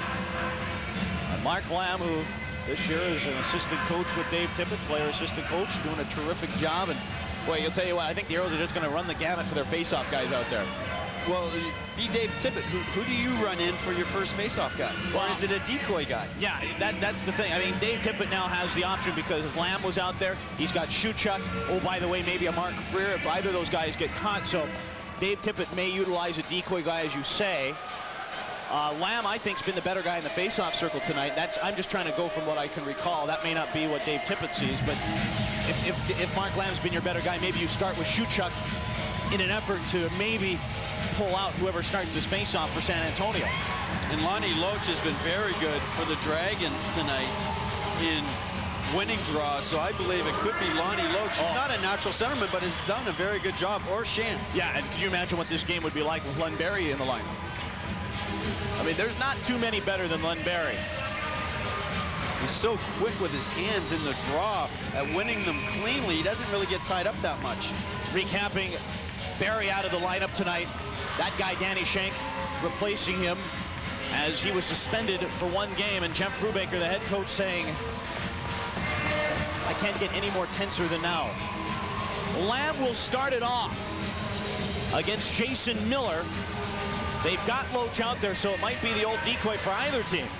Face-off right of Chabot, 32 seconds left. Aeros with a 4-shot advantage, which means absolutely nothing. Here we go. It's Shuchuk that's going to take the draw against Jason Miller. Start of the face-off. It's won by San Antonio. MacIntyre shot, change direction, deflected! And Frederic Chabot will cover up and hold on. And there is a classic case of why you need to win the face-off. And Gary Shuchuk went right to the linesman. He was not prepared for the draw. The linesman dropped the puck a little bit quick on him. And all of a sudden, they win the draw cleanly. They go over for the one-time shot to MacIntyre. Goes off a foot, and Freddie Chabot just jumps on the... Here's the one-timer. Goes off a skate. Frederic Chabot just pounces on the loose puck. Just before the linesman had dropped it, he hesitated a second. Now it's Miller against Lamb. This time to the left of Chabot. And that has a little bit to do with it, too. Here's a face-off. That was a bad drop, but it was controlled by San Antonio, but it came out at center ice. Aeros get it done. May trying to get it in there. Empty net. Shuchuk in alone, but he's offsides. He was offsides, and the goal will not count.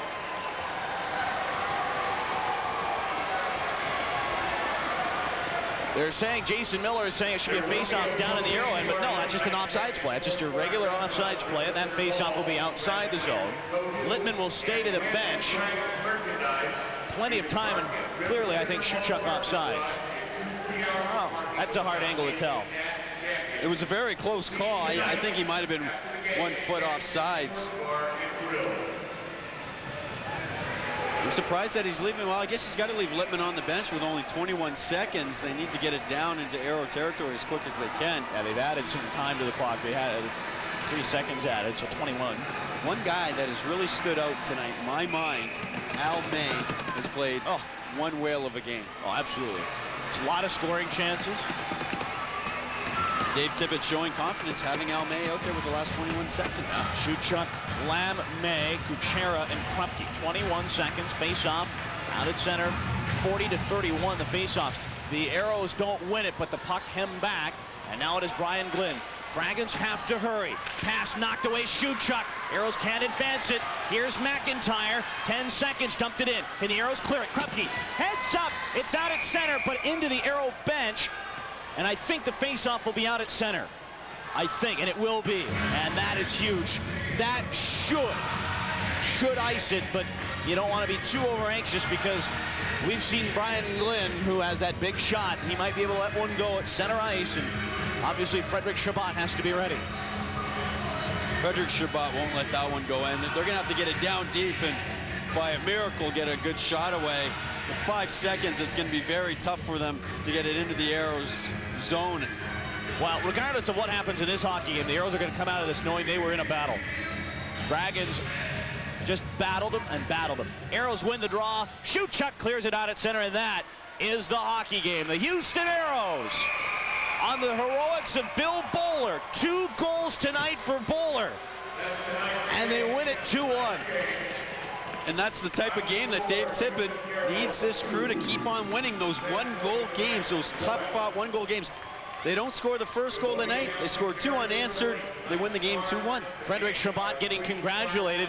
And the Aeros back on the winning track. They've now won 3 out of 4. And with the win, the Aeros are now 4-6-1. We'll give you all the happy totals when we return. The final score tonight, the Houston Aeros 2, the San Antonio Dragons 1. We'll have some final thoughts after this.